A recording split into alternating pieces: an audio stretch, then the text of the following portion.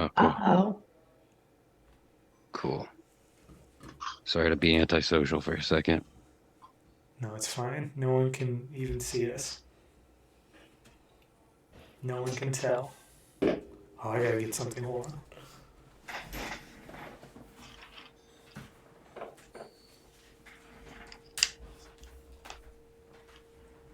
I thought about having a background, but it cut off my Hello Kitty ears. I You turned it gotta Oh get off. you no. gotta get the uniform background. You gotta download it. It's a premium 9.99, but it's worth it. Oh, okay. I'll put my thumbprint right over my MacBook right now. And Yeah. Put your credit card information in the chat. go. Everyone, tell me your favorite credit card information in the comments below. It says I'm live. I guess I'll watch. This is the only way I can look at the goddamn I chat can is hear by having a you, separate. unfortunately. I have to. Oh, you can hear me in the thing? Yeah, I Alright, checked it good. really quick. I can hear you. Oh, my phone says that I'm streaming. Good. What the Uh, hell? You have notifications on for yourself. Wow. yeah, someone has to. Are we currently streaming? Well, we're not We're streaming. on. The streaming soon is on, and unfortunately, there's no way to cut out the audio, so You it just just hit the little mute button in the bottom. it doesn't work. It just resets my audio. That's what I did last time and Oh. fucked everything up, and I'm not doing it again. Oh, well, I don't know why it does that for you. It's because you have bad behavior. No, it's because Twitch wants me to work for it because they know that the quality is good. As the sun goes down over here, I'm just gonna keep avoiding patch of light. We'll see where we. The sun is already down. Get with the program. Why is it telling me this isn't a valid URL? All this shit is so annoying. I don't know. All Oh, URLs are how valid. does what is this chat Yeah, I highlight know. thing? What the hell? This is basically what the whole show is. It's just like us having technical issues. Yeah, So thanks for being our guest on it. I'm excited. It's very similar to mine. A lot of common themes. The internet hates me. I think I just turned on. I got like a notification about the chat highlights thing, and I just turned everything on. I don't know if that's good or bad, but they're all turned on now. Oh, I'm gonna use my points. I have so many channel points because I always have this on in the background. I'm gonna use my points to unlock the emoji, the one emoji you have. There we go. How do you get more emojis? You upload them. What? How do I do You that? gotta get enough followers to be able to have two. I think there's like a threshold. I don't know. Did I you mean, not make this GG one? no, I didn't make that. Oh, yeah, I'm just using your default like one that you can get. You didn't even make that one. Sad. You should make the balloon dog. Put the balloon dog in there. You fool. I gotta put petty images in there.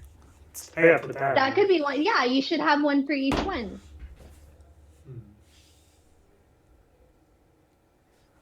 I tried to make one that was my bird Eric putting an F in the chat, but Twitch doesn't let you submit individual letters so that people can't spell out Like what?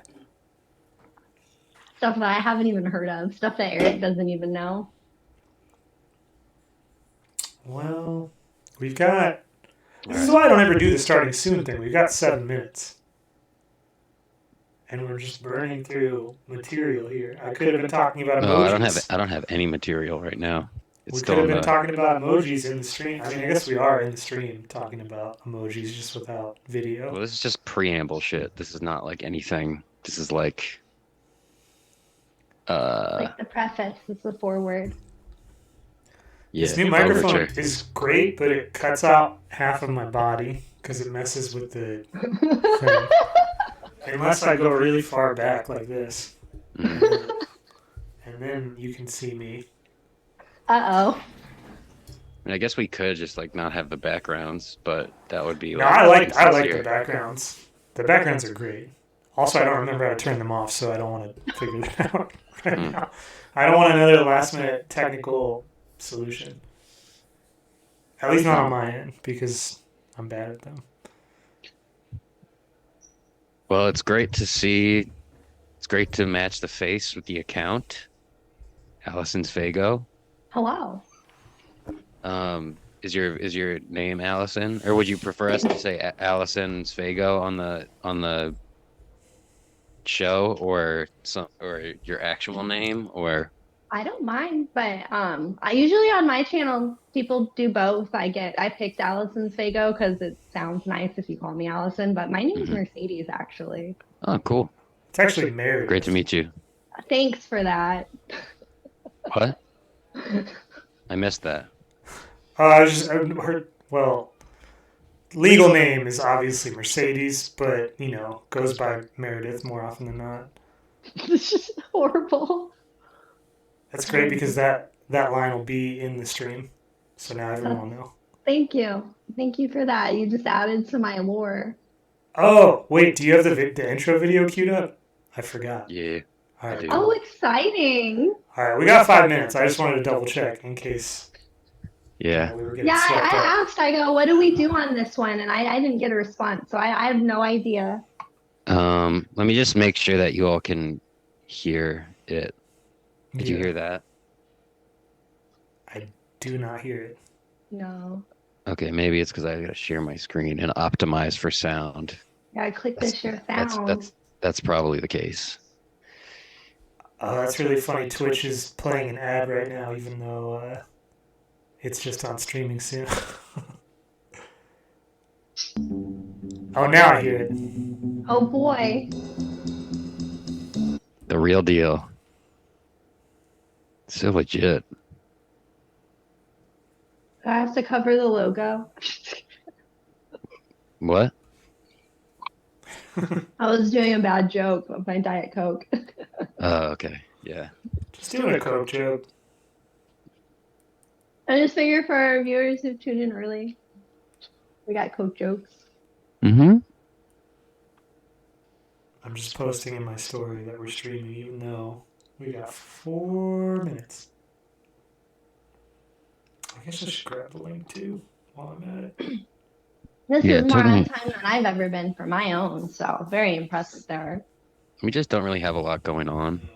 We got 4 minutes. How do I get the Ooh. Steam link? Yeah, it was just giving me some issues before when I was trying to do the link thing, but I just had to be persistent, which was the word of the day on Sesame Street. Today? Yeah. Oh. Well, we finished all the like new episodes, so we like went back a couple seasons, Oh. and they do this like word on the street segment. Is word on the street and word of the day the same word? Or are they Yeah. different? There's just What's one the word on the The street? word was persistent. Yeah, The word on the it's a great street is show. persistent. Mm-hmm. And it's with Murray, who like I don't know. It's cool to see the development of that show. See all the different permutations. I haven't seen it since I was a child. Mm-hmm. It's come a long way. It's good that it's still going though. I like that. Yeah, but it's kind of like psychotic that it just feels kind of psychotic and evil that they're getting rid of it, or not getting rid of it, but like got rid of a ton of episodes because they're like combining with Discovery Plus. Wait, they got Street. rid of episodes? Yeah, they got rid of like 200 some episodes. Like, remove them from canon, or like just took them off? Remove Remove them them from- from existence. Yeah. No, I think just taking them off of HBO because that would be Oh. messing with forces that they didn't want to get involved with. What episodes? I don't Yeah. know. I mean, I was Yeah. like, look, there's like 50 something seasons of the show, so it's not like, oh, they got rid of the best ones. Like that's a lot to choose from. But still, there's just like all this now. There used to be like every season, and now there's only like it's like instead of 50, there's like 20 something They now. curated it. Criminal. Absolutely Mhm. criminal. Yeah. Okay. So That's all you get to see. All right, we should get ready to switch this video over because we got 1 minute, and Okay, we All cool. right. got some eager fans. oh hell yeah. So I'm just gonna switch it over, and we can get started. Or do you Sounds want to good. queue up the video and then I'll Yeah, switch it? I'm doing that right now. All right, tell me when you want me to switch it. Uh, uh, let's hold on. Dude, switch it. It's switched. Cool.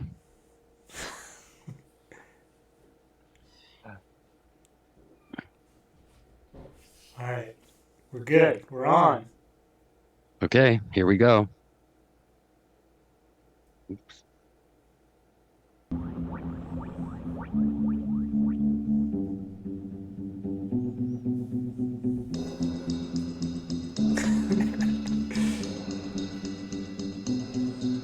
I wasn't born to show people the error of the ways. I was born to murder the world, murder the world.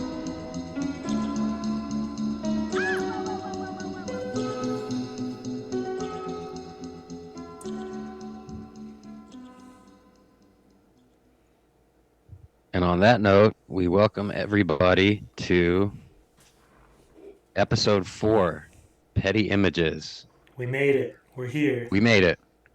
We are your hosts, Sexter's Laboratory and Venereal Disneys. And this week, we have a very special guest, Allison Sfago. Welcome. Well, To the show. hello. Thanks for having me on your online page. Yeah, you're welcome. Of course, it's our pleasure. All right, so we're here. No technical difficulties. Starting on time. The internet's running. We're all good. What are the chances? Yeah, things are looking up. Finally. Mm-hmm. Yep. In this crazy world, things are starting to look up. I forgot today was Sunday until probably whenever we talked about how we were doing this today. Really thought it was Saturday for a long time today, but we made it. We're all good. Yeah. I mean, it was a pretty crazy week. I mean, I woke up at like 4 p.m. this afternoon Well, as a just response to how busy and crazy it was. But Just it was as a a- great just week as a full of flex. content. Yeah, yeah. Sad flex. But it was a great week full of content and events. So that's just what happens when you ball too hard. yeah. You literally you had to ball till you fall, and you fell, but you got Of yourself back up Wow. again, Mm-hmm. like Chumbawamba said, right? Mm-hmm. Totally. Well, Allison Sfago, do you want to do a little introduction about your page? Tell everyone. Oh Yes. my goodness. Give yourself a little boost on primetime air. Oh yeah, Yeah. absolutely. So to all of my 1 million fans who followed my story and came here and tuned in to see me, they know very well that I'm Allison Sfago. I'm a gamer/artist, and you can find what I believe to be the very best fusion of art and gaming currently in all of online. Yeah, I think that's Here what it I is. got. That's what we got. And now I like to learn things about people. You browse in light mode. Oh yeah. Yeah. Never. I like to stay away from the darkness when I can. My page is best optimally viewed in dark mode, but it's okay. Not if you're me. Yeah, look at that. So what is the origin of the name Allison Sfago?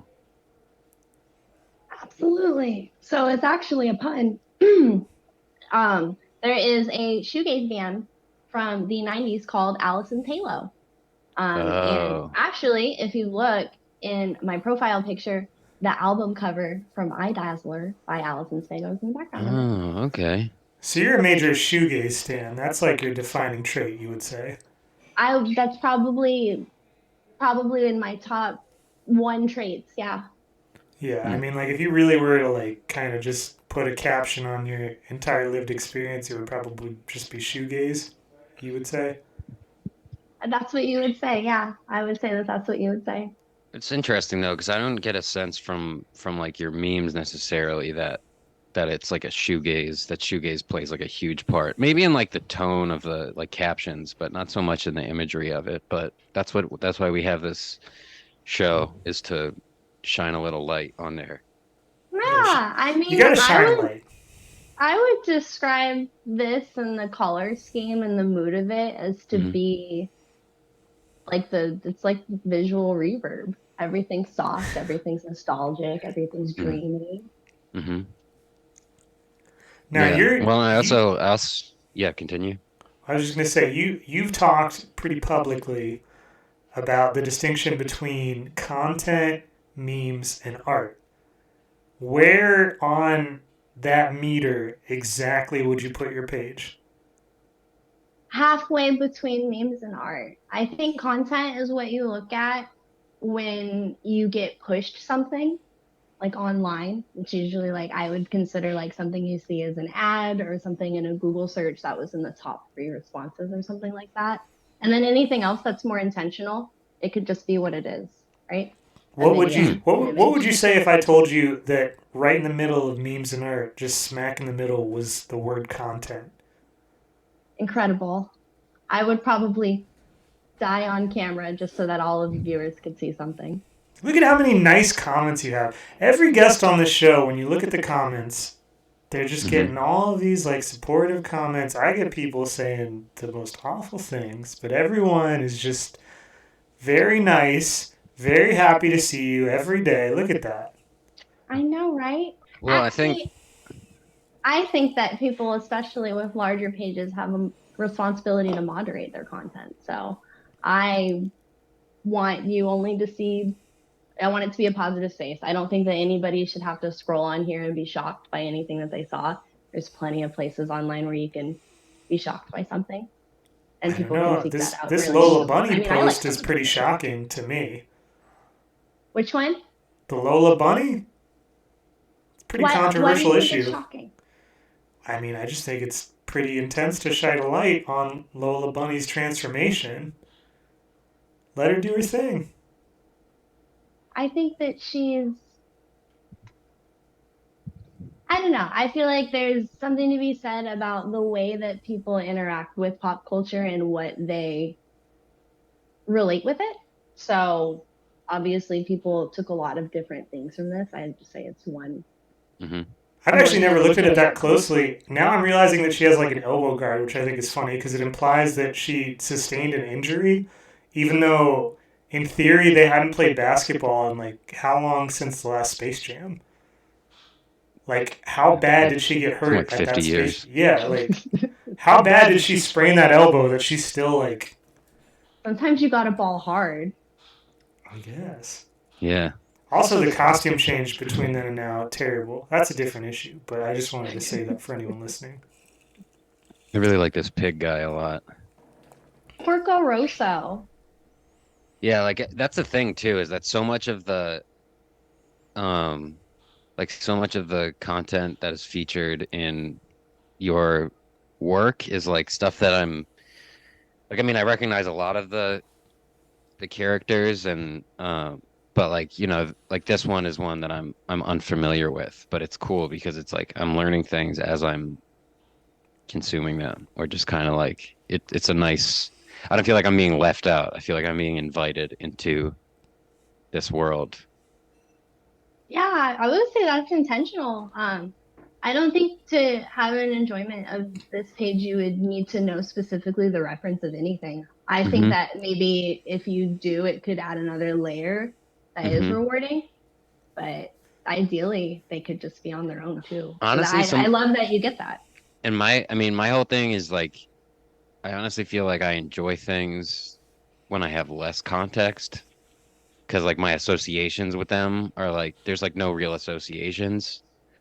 So, because I also when I can like build connections between things, I tend to just like, I don't know, sometimes it veers off into like a negative place. So I'm just like, why? Why is this character, this person, or this thing in this thing? I don't know. And it's messy, but when I don't have it, it's much nicer. Yeah. But like, I mean, like Moomin is a character who I like to see pop in there, right? That's his name or their name. Everyone likes a Moomin now and again. I And don't then know these like Moomin's gender. and then these the like pixelated Beavis and Butthead. Well, I know how like with this page as well as Sexter's Lab, you run bastard content, right? No, I don't. No, I joke about it a lot. That's what I thought. I was like, this is such a weird like joke that you're making. God, I really should have just said yes, I do right now because then it would I have been know. immortalized, and the I joke would know have because like. that person can't see this right now. Well, yeah, I mean, I don't know really should have because said I was like, it yes. just seems like a weird thing to just claim that you run another page when it's not like, Well, the reason I said it was because at the beginning of that page, I got messages from people. Because I lived with the person who made the page when he started making it, and I got messages from multiple people like the first month of that page existing, being like, "This is you, right?" And I just said, "Yeah."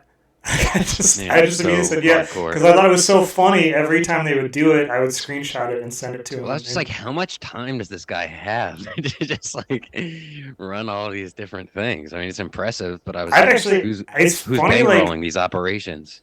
I've never been recognized outside of like the DMs for running Sexual Laboratory, but I have been misrecognized for like 4 other pages. Interesting how that works out. It's really weird. Someone thought I was Pipes Buffet for a while. Hmm. Someone thought I literally I was in that meme show in LA, and someone came up to me at the table I was like doing merch at, which had my name, like had Sexual Laboratory. And they came up to me and they're like, "You're this page, right?" And I'm not gonna say who it is because that dude is not great, but they like thought I was a different person. And when they came up, they were like, "Oh, you're this person, right?" And I said no, and they looked so disappointed when I told them who I was. Yeah, it's kind of that's what's been weird about meeting anybody in person and like Actually, like speaking of that, on Thursday, at least 5 different people came up to me and thought I was you. oh, okay. I mean, which makes more sense because I was standing very close to your stuff. Yeah. But I had to keep No, being I like, think there's I had to keep being like, no, he's over there. He's in that side. yeah, there's a disconnect, I think, between what people expect from people's pages and the way someone looks. But that's the exciting part about this line of work. I'll tell you though, a lot of people really wanted to talk to you. They missed Oh, out. really? Then why weren't they talking to me? I don't know. I think that people seem more approachable when you're in like a situation with no escape. Like if you're at a merch table, they know they can punish you and you can't leave. Yeah, but it's I like was standing at a merch table for like at least an hour. I think that when you were like at the merch table, it was early mostly, and Oh, okay. and that was before people were ready. Like they were like liquored To up, ready engage. to like Yeah. before they had their soylent drinks. Yeah. So they just like didn't have the courage to come and Hmm. say everything they could think to say out loud to you. But then the second you left, there was like person after person coming and being like, "This is you, right?" And I was like, "No," and Oh, for a well, second their that's eyes cool. would light up, If and then I'm it would just burn out. down. Well, if I missed talking to anyone, my bad. I headed out. But feel free to reach out some other time. It I don't is know. weird though because like for the most part you were like within eye shot. So whenever someone would ask, I would just point you out and be like, "Oh no, Mhm. right there." And I don't know if they did, but I didn't really see anyone come up to you after I did that. And I was just like, Okay. it's literally it's right there. Yeah. Well, I mean, truth be told, like certain there were certain interactions that I was kind of just like not necessarily seeking out. So, but whatever. It was still cool. It was still cool. But let's get back to this page we're looking at here. I also noticed today because mostly I'm just kind of like focused on some other thing, but that there's this other page that you had listed, Oh yeah, my little first fun little page. Brave New World, Oh yeah. which I was like, wait a minute, I Sepultura almost wore a memes? Sepultura long sleeve, Well, four-sided very. long sleeve, but I went with Conker's Bad Fur Days today. What was that? I almost wore. I have like 6 or 7 Sepultura shirts. I almost wore a Sepultura shirt because of Save New World today. Yeah, they're Yeah. definitely a great shoegaze band. One of my favorites. One of Yeah, the well, one of the greatest defining godfathers of shoegaze, if you will. yeah. Well, I mean, I'm curious because like going from like this is a very it just seems kind of like a shift because it's like again, I wouldn't categorize them necessarily as a shoegaze band. I also came into like just metal in general like pretty late. But they were one of the groups that I heard and I was like this is like one of the reasons why I'm glad that I'm like one a band that I was excited to like finally check out and be very satisfied with and upon listening to. But I'm curious about like the origin or like drive of this because it's like hasn't doesn't have anything to do with like 8-bit gaming or I don't know. It's a pivot. Let's just say it's a pivot. So what's the story here? Yeah, absolutely. So this page is basically me just kind of experimenting with and I trying out my little style. Hmm. I originally thought this was particularly funny because I was editing one of my own selfies to put on my personal Instagram page, which doesn't Hmm. exist anymore, rest in peace. Yeah. And I noticed that pictures of my another thing. I'm just a Sepultura fan, right? So I had some pictures of Max Cavalera on my phone, and one of them had clicked in to my selfie app, and I realized that the filters would all go on the guys. And then from Hmm. there, just something went into my brain and said, oh yes. And then so Yeah. there was this. Do you want Yeah, to comment on why you had all these pictures of the guys in your phone? Um, well, I only had one at the bottom, an old one. So And then from you've there, acquired you the have to rest. go out online. Yeah, you have to go out online. You have to find the rest of them. And it became kind of interesting because I'm sure both of you can absolutely relate. But when you have one of these pages where you use artifacts of popular culture, other hmm images to create your pictures, you can't have the same one as everyone else. And you can't have the same one over and over. And you have to find ones that other people don't have. So, how do you find that? It was part of it is also kind of a treasure hunt. How do you find this many vintage like Sepultura photos? It's a Yeah. time before Yeah. digitization. Hmm. They're from Brazil. They've from the 80s. They've been a band since they're like 14. So you also have like 50 years of pictures. I don't know. I thought it was interesting. So I Yeah, like would they're a say the good band to defining. I think they're a smart band to like devote a meme page to. In this especially in this like with this color scheme and aesthetic. So This page gets can out. I haven't updated it in years. Now, this one used to get a lot of hate comments. You talk about like my page being a very positive space. hmm Um, some people get very mad when you make the Max Cavalera pink. They just do not like that. mm. And they hate him with little hearts and glitters But and that's metal. I'm sparkles. sure the band would appreciate it. Right? Yeah. Especially so fun fact there I'm from Arizona and Max Cavalera lives here and he goes to like local things and supports local bands is very like Cool. young with young youth culture things. I imagine one of them looking at this and being like, that's a cool young people thing, how fun. They're Yeah. like dads, they're like my Well, dads, honestly. Have you yeah, it's ever like gotten with like direct like contact with any of them? So Igor Cavalera shared my story one time when cool. but it wasn't one of my memes. It was just footage from a show. Fun fact about me: I left my house one time during COVID in 2022, earlier this year in July, and I got COVID at a Sepultura like reunion Oh concert. wow. Yeah, it's funny. Like I went to the gathering of the Juggalos this summer. Yeah. How was that? It was a trip. Like I left with it was definitely an experience. But I went like alone and I'm sober. I don't have any tattoos and I didn't have any like Hmm. face paint or anything on, so I think everybody just thought I was a cop. And I was like, nope, I'm just here to enjoy, but feel free to make me feel uncomfortable. Um, so there was like a lot of like that kind of like that was a feeling that I had sort of the whole time. But I saw a lot of cool performances. I got to go on, not for any of like the headliners, like not for ICP or Ouija Mac, but I wouldn't have even wanted to anyways. But on, I think it was called the Freak Your Mind stage. Oh, I got to go on got to go on stage and like snap some photos of some of the performers, which was cool. But did it freak your mind? a little bit. It mainly just like made me really sweaty. Sweat my clothes is what it did. Yeah. But I was like, all right, well, look, I'm gonna go to the Gathering of the Juggalos in Ohio, and if I am there for 4 days and don't get COVID, then it's gonna be a hoax, the whole thing. Because Yeah. I was like, Right. this is where it's gonna happen, and just so happened I didn't get it there. So I wouldn't say so. I'm like dialing it back in because I don't think it was a hoax, but Definitely a I was scam. elements of it maybe. Yeah. Or it's like my own, or it's kind of like my own what I'm projecting onto the Juggalos and that culture. Because I was like, welcome. I was like, look, if I'm gonna get it anywhere, it should be here. But I didn't get it, so maybe it's just kind of a negative reflection of something that I'm thinking about, some deeply held,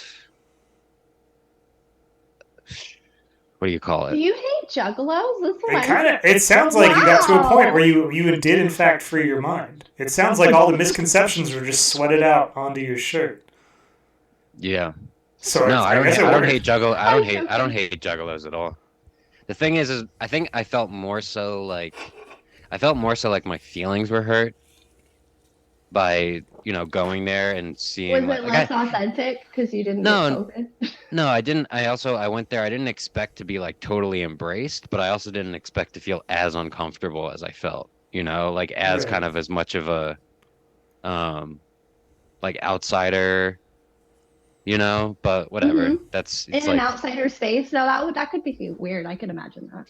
yeah, but Yeah. I Well, I mean mean, like Music festival, I it's would a like to go very to. I've never been to one. it's a very like particular fan base. It's almost like I don't know if you were to but I spend a go. lot of time listening to like their music and like related groups. So it's kind of just Yeah. like I'm like a juggalo that no juggalo wants to invite in. I'm just like, but whatever. It's like I'm reconciling these emotions even still, and ultimately I had a good time. So whoop whoop, and basically I just know that what you got to do is either make like a YouTube documentary, and then people are like, oh okay, whatever, yeah, fresh, or have face paint, and then you're immediately Yeah. invited in. So even if there say was a police officer, if they went in there and they were wearing a juggalo, if they were wearing like an ICP shirt, or if they had the face paint, it'd be like, oh, okay, whatever. Versus if it's somebody who doesn't have any of that. Which I mean, like they know. I'm sure, like at some point in the history of the gathering, there's been a cop in face paint In at the the Venn gathering. diagram, I was gonna say in the Venn diagram of juggalos and Yeah. officers of the law, I think there is some overlap there.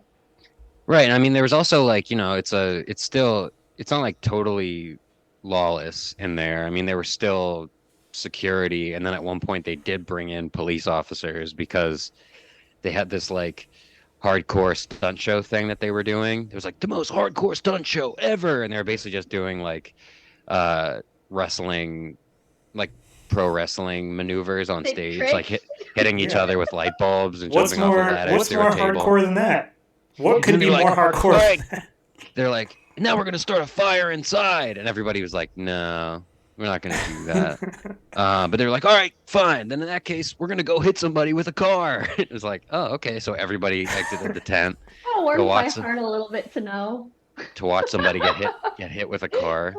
And then the law came and intervened, and we're like, sorry, you just can't hit someone with a car. Sorry, I know you really wanted this, but we can't give it to you. Yeah. So I mean, that was rough, but everybody got over it, I think. It was a cool experience though, and satisfying to a point where I'm like, unless there's another reason for me to go there, I don't necessarily need to go back. But I'd recommend it if you're so I inclined. I think that there's like a distinction between the fan base of Juggalos who love music and the fan base that just love the culture. Like I Mhm. had an acquaintance in high school who was a juggalo. His name was Crazy K, Sweet. and Shout out. he like at one point I think we were sitting in the hallway waiting for like a classroom to open so we could go to class, and he very casually, with no malice or like negativity or menace whatsoever, just like lit my arm on fire, thinking it would be cool, like thinking it would be like a positive experience for Mhm. both of Yeah. us. I had a friend And like that in college. yeah, he was great, Crazy K. He like later in like I think like 10 years, not 10 years after high school, but somewhere between 5 and 10 years after high school, I heard that he had gotten a job as a pharmacist, which I found very jarring based on what I knew about him. But then the follow up to that story was that he, after going to great lengths to become a pharmacist, which takes work, like there's a lot involved in that Yeah, process. right. That's like a really involved thing. In week one of the job, he robbed them with a shotgun that he kept in his trunk.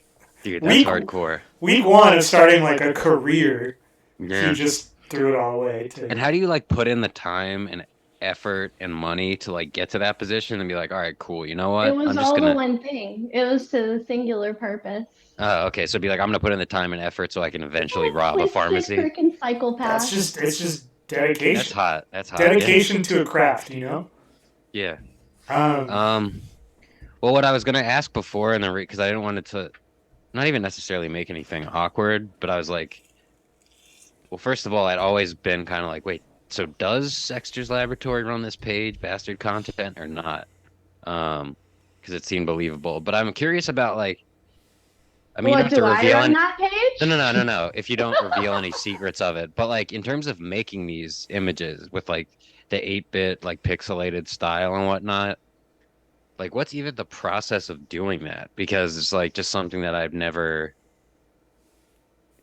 like how do you do it? Do you like just freak it or what do you do?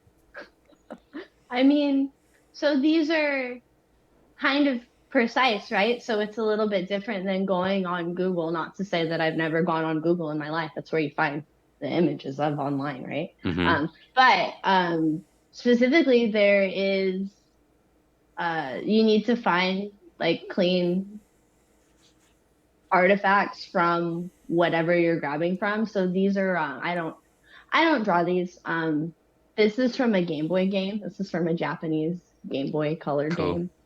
Uh, and so going into like the Spriters resource, for example, is a great place to find the pieces of the puzzle. And then from there, I just kind of arrange them and add texture, kind of add some emotion to it, I guess. I'm not really sure what I'm doing on my page most of the time. add a little shoegaze to it, maybe. Right?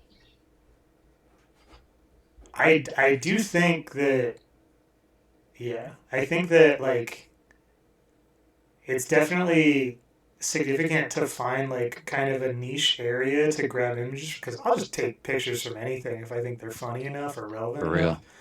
So I mean, like it's important to notice like the distinction of like picking like a specific area that you're gonna draw from and sticking to it. Hmm. Even something as simple as Sepultura, but I think that yeah, it's like noteworthy to see it be successful for like a long period of time, whereas like a lot of pages that just kind of do whatever will like burn out. Not me Right. though. I'm never gonna burn out, but I it will does never get happen. rid of you. Yeah, no, that's such a good point, right? A lot of other uh, online page havers will kind of have a larger pool of pop culture artifacts that they would draw from, right? And you'll Hmm. still see them fizzle out after. how many brand new meme pages follow you amongst their first 100 or so meme pages? The brand new page that's followed you and they're following 100 and they have like 3 and they're posting their like 5. Like I like to follow some of those back to be nice sometimes. And I find that even though they'll be very varied and I followed it because I thought it could go somewhere, they'll just fizzle out after like Hmm. 12, 24 of them, 60 of them, maybe a year. It's interesting too when you're going back when you clean up your follower list, like, oh, this person hasn't posted in 2 years. Oh my God. Yeah. It is interesting. Where'd you go, buddy? Another thing Yeah. that I always see is people change their username and then they stop posting for a while, and then when I realize that I'm following them and I don't know who they are, I So feel confusing. I get stuck in this headspace of like, do I unfollow them because I have no idea who it is and they're inactive? Or do I keep following them in case it's someone that I once interacted with that's going to be offended if I unfollow? And obviously, I always unfollow, but there is still like that dilemma There's moment. thoughts, yeah, thought because we all curate our follower lists. You know, we both like our double numbers, and you have your pretty small kind of short list of people. Would you say I'm gonna flip it on you? Would you say when you're both of you when you're doing that, is that indicative somehow of your branding or connecting to your page? Or are you trying to control your brand by displaying like I only follow these pages? Is it intentional or is it I like that number? I only unfollow pages that are either inactive or that I legitimately don't want to see anymore. I've never unfollowed someone for a reason other than either they're not producing anything, which means I don't need to follow them, or what they're producing. Just because another thing, I think I talked about this in the first episode of the show, but like there was a period of time where I would get really excited about gimmick pages because they would be really funny at the beginning and they would be Right, like really the clowns solid. one. Yeah, they'd be like really solid That for. clown page comes back like once every year and a half, and it's funny for like 3 more. hmm But like, well, It was I just think it was just too much, too fast. Yeah. there was like one page, and like a lot of times the thing that's sad is that like usually most people I've talked to are pretty nice, so it feels really bad to hate their page after initially liking it. But it Yeah, does 100%. happen, and like there was one relatable. page I remember like 3 years ago, there was one page I got really excited about, and I was like, this is so funny. And like all of the images pop, like the words all pop, the fonts pop, but it was the same exact font and the same style of like character for months. And after like 2 months, I was like, I can't look at this anymore. And I had to unfollow the person. And I felt so bad because I had talked to them before and they were always really nice and super supportive. But I was just like, your page fucking sucks. You are a one note loser, and I can't look at this anymore. It makes Wait, me I'm mad sorry. when I see it. What? Just because it like just started annoying you? Yeah, it Because- legitimately bothered me. Like it went from being not interesting to like irritating. Like I would see it when I opened my phone, and I'd be like in a bad mood because it would just like it's like if you see someone at work every day and every day they say the same joke out loud, okay. after a while, like Yeah. like imagine like you live in like the fucking desert and every day you walk into work and someone says hot one out there, huh?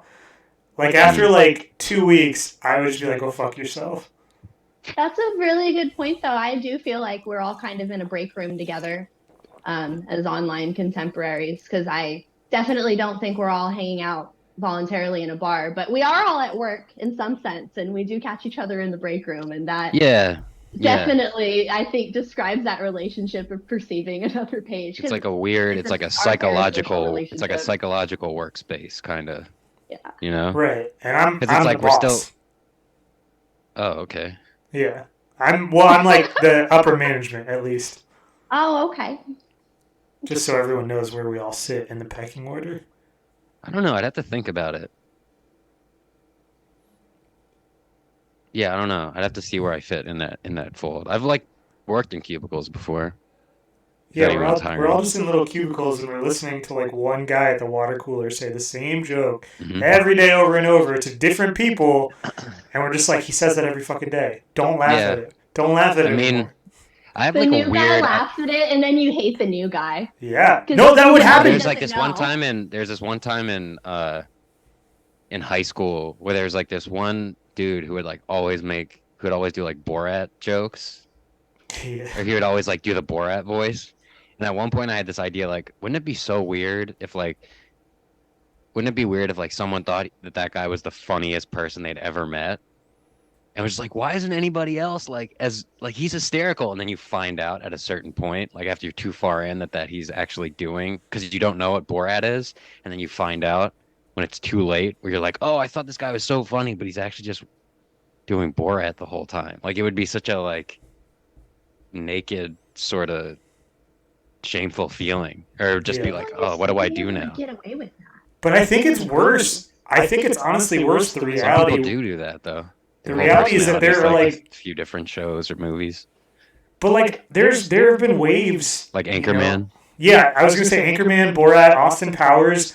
All of them had waves of people Foundational just comedy. reciting all of that stuff, and Mm-hmm. they did it in exchange for a sense of humor for years. Yeah, Like they would just do it. Like when I was in middle school, it was Austin Powers. When I was in high school, it was like Anchorman, and they would just like be doing it for months. And after a while, I would see people still laughing at it. uh-huh. The same people who laughed at it, months prior to that, just still like acting like it was so funny to see the same people do it. And like now, it's reached like a reversal point where it's like ironic, so people do the Borat Yeah. voice as a joke on the joke, but it's still the same joke, and it's still like hearing it all the fucking time, like people just doing the Borat voice, and I just cut them off, or I'll just like sometimes if I'm in a really bad mood about it, I will just fake mishearing them, and like just make them really uncertain about their delivery. Like if someone really dives into an Like, was that impression. a bad impression? Such a bad Yeah, impression. That if you act like you didn't catch the reference, it crushes those people because like the reference is so clear and simple that if they're failing, what does that say about them? You get to send those people into existential crises. That's the only plus. Yeah, that rocks. It's the only benefit to the whole experience, and it's a fleeting high. Let me tell you. Mm-hmm. Well, that's why it pays to like have more in the. That's never not going to be funny. Yeah, there we go. I know, It's Groovy Baby. foundational comedy. It's so crucial. I saw a thumbnail for a video of Mike Myers responding to Austin Powers, and I didn't watch the video, but his facial expression in the thumbnail was just like disgust. He's a And weird it- cat. It made me feel really good just to like think about him, like looking back on that period of his life and like having to watch Austin Powers. Well, look, I mean, Mike Myers is a weird dude, but he's done a lot of like really classic stuff, you know? Like I Yeah. think like in the long run, it's like he was in Shrek, he did the Austin Powers movies, he did a lot of like he did Wayne's World, he did a lot of really classic SNL sketches. So like he's a legend, but I've heard he's just a really weird guy.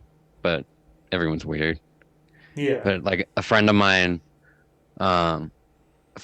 very briefly, I guess, was like working at a bar. I think he was like a bar back somewhere in Manhattan, and one night they closed the bar down or something, like VIP style or whatever, and like I guess he was like, yeah, Mike Myers came in, but he was like he like wasn't talking to anybody. He was really strange, and he had like handlers and whatnot, and he was all of a sudden at one point I noticed there was this commotion, and he was suddenly just like slapping somebody or hitting somebody really hard, but like at first I thought it was a conversation, but then it ended up being just like something they did the rest of the night. So it's like, oh, that's really weird to see somebody who's like, fairly like a public, maybe not so much now, but somebody who's sort of like, oh, okay, yeah, that's Mike Myers. He's like sort of a, I don't know, like maybe dustier celebrity, but still a celebrity. He's still like the love guru, right?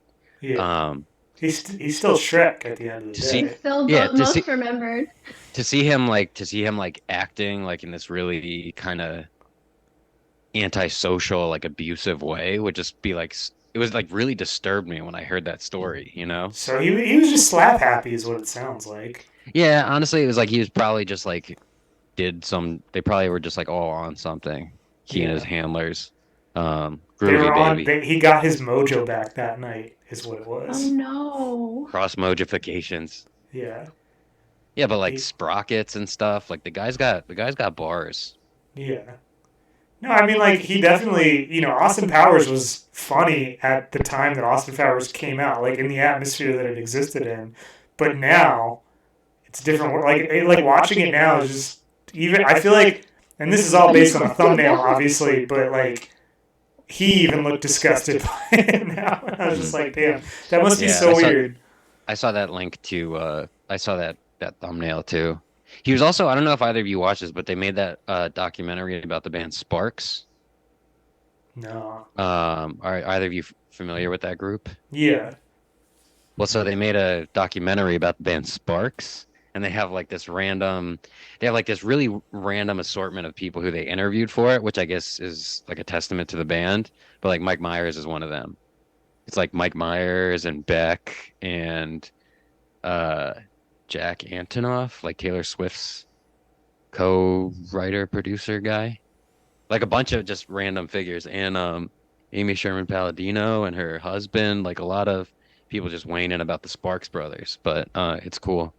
And Mike Myers is in the mix. Like, oh, it's great to see him come out of whatever sort of, you know. This guy's got something to say. That actually reminds me of probably my favorite all-time Mike Myers sketch, and that would be Mike Myers and Kanye West, Hurricane Katrina.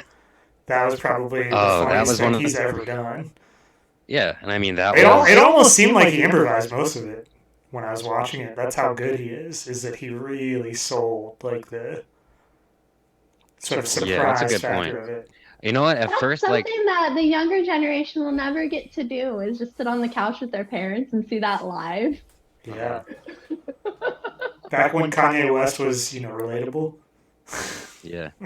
Well, so like when I was looking for a video for the opening, I was looking for like things on YouTube for like the opening thing. I started watching like Chris Angel and just like famous illusionist videos, and one of them, so I was like on Chris Angel, but then I also remembered at one point uh David Blaine was doing these kind of highly publicized things where he would just like blow people's minds, blow people like celebrities' minds. I guess they all kind of do that, Street but magic. Yeah. It's called Yeah. street magic. He would just go around the street blowing people. Story everywhere. genre of Yeah. magic. but so like um there was one where he like did Kanye West. It was like Kanye West, him, Aaron Paul, and um Bryan Cranston, like all in different settings, like Will Smith and his wife and the whole Smith crew, and but whatever. And so like it was really pure though to watch him like really freak out Kanye West. And I was like, man, Kanye was like just, I mean, obviously he was probably going through some shit at the time, but he was just so happy seeing David Blaine like put like a nail Just through his use some hand. Magic. That Yeah, was like the, you could the see. last moment of joy in Kanye's life. Yeah, you get, because I went back to it. I'm like, man, he's just not this guy anymore. And it was like really kind of sad to like go back to that video and see it. And I'm like, you know what? I don't even think I can put this in our opening Yeah. video anymore, because it'll just make it'll just bum them out. Yeah. Yeah, Yeah, he's So I was to like, see you know- a weird little guy do a magic trick. he's I he's love definitely it. he's crossed a threshold that makes him, it's kind of hard to even joke about it anymore. Well, it was Kanye, David Blaine, and also Woody Harrelson. And I'm like, wait a minute, what was the circumstance there? Because I was like, were they in something together? Woody's just wild. Woody will just Where were hang they? out with anyone. Where were they hanging out? Yeah, what were they on the way to go do? Yeah. I feel like we could get Woody on this show, by the way. He'll You know do what I was anything thinking? once. You should pay for a cameo for an hour. That's somebody on the show. Hell yeah, I have that kind of money. An hour of cameo. Just to get the Shoe Nice guy was like $50. Wow. They're pricey. pull those resources. No, the trick I think is to go to like C or D list people who it's like they're that hard up for relevance or Yeah. showtime that I don't know, or people who like kind of get the joke and would be cool with it Right. and just talk about their careers for 2 hours. Well, like, so someone I was thinking about, I'm just gonna put it to the group now. Was Jimmy Pop from Bloodhound Gang. Oh yeah. Wow. I listened to it like I would tune in for that one. there's 3 songs of theirs that like I only heard probably for the first time maybe 2 years ago, and I still just am constantly What's your Bloodhound Putting Gang them on. heavy roto? Yeah. What Huh? what are the songs? What are the hits? Pennsylvania, Ralph Wiggum, Bad Touch is one like that. It's like that was the Oh, yeah. massive hit. So it's like Iconic. It's yeah, it's like catchy. you can't It's a even catchy song. It's a good it's song. like it ruled the world for a distinct period of time. But That what is it? album, Foxtrot, Charlie Kilo is Remember catchy. when music that was funny was like very, very pop culturally relevant? Like that like Yeah. rode a Yeah, particular bubble. that was yeah, an it was exciting like, time. I just think of it was just kind of like mall era. yeah, I just I think agree about it with was just that. like jokes going to like there's a place in the mall called Gadzooks and then Spencer's Gifts and Hot Topics. Those were like the big three. And it's kind of like yeah, Bloodhound Gang and I guess it's also kind of like Warped Tourish too because there was a lot of pop punk mixed up in that. There were like lesser known bands in that. Pop Like punk there was is like Bad inherently Ronald. funny. I don't know if anyone remembers Bad Ronald, but that was like a very Bloodhound Gang No. ish group. And then there were just like the straight up joke musicians like Corky and the Juice Pigs, Stephen Lynch. Hmm. Who else? Dennis Leary had a song at one point. I mean, Oh yeah, I'm an asshole. Adam Sandler used to just like write songs, Well, write yeah, but music. I mean, Piece like of shit it's one car, thing to be like, oh, albums of songs. yeah. Well, I mean, but they were like sketches too. But I guess they do that with rap music And there was also. ad libs. There was I know it was like a mixtape. There Have was you little skits in there have y'all too. heard his Chris Farley song, by the way? It's more I recent. watched it on I watched like the highlights of his episode on SNL for some reason. But It was because like sad. I'll always be a hardcore Sandman Stan man. Stan man. Well, because like as a little kid, so like I'm Jewish, and like as a little kid, there was just like anytime you found out that somebody was Jewish, and like Yeah, it was just the most exciting thing ever. So it's like yeah, Adam Sandler's one, and then there's the Beastie Boys, and that's it. And everybody Adam Sandler talks about in the Hanukkah song. So yeah. Well, I mean, like in our Yeah, generation, well, like those two were huge. Like Adam Sandler and the Beastie Boys were like. I mean, yeah, like I have like a lot of friends that I grew up with who based their entire personality around the idea that the Beastie Boys meant that they were allowed to talk about rap music, which I thought was so funny. But yeah, Adam um, Sandler was huge. Like Adam Sandler was just like I don't and know. also It's someone like Mike Myers too, and that is like he's not very public. He'll like show up to make like some obnoxious Netflix movie, and apparently he made a new one that's like a drama or whatever. That's like it's not a happy whatever. It's not like a Happy Madison thing. See, I'm always up to date right. on what this guy's up to. But like made a new flick or whatever, but you don't really like watching his every hear move. you don't yeah, of course someone's got to. You don't necessarily like see him walking out of a Starbucks and people being like, "Oh my God," but it's almost Yeah. like Adam Sandler just seems like he's relatively well adjusted versus and kind of like Mike Myers, but Mike Myers is like, oh, he might like have a dungeon. Yeah. Adam Sandler, the most they ever get out of him, paparazzi wise, is like basketball shorts. Like that's his He whole just looks like a image. mad dad. Like he just is always like there are always just pictures of him in his outfits, and his outfits are just extremely comfortable. Like he's just wearing the most comfortable clothes, Right. and that's the most controversial thing about his Yeah. lifestyle. Right. This But guy's too comfy. Someone's got to yeah, put a no, stop people to don't that. people don't want to see him win. He started making movies centered on basketball just to get away with it. That's my theory. Mm. He just really wants to like be able to explain it away. But anyway, barring Yeah. all of Adam Sandler and Mike Myers, I want to get back to something because I was thinking about how we were talking about that meme show.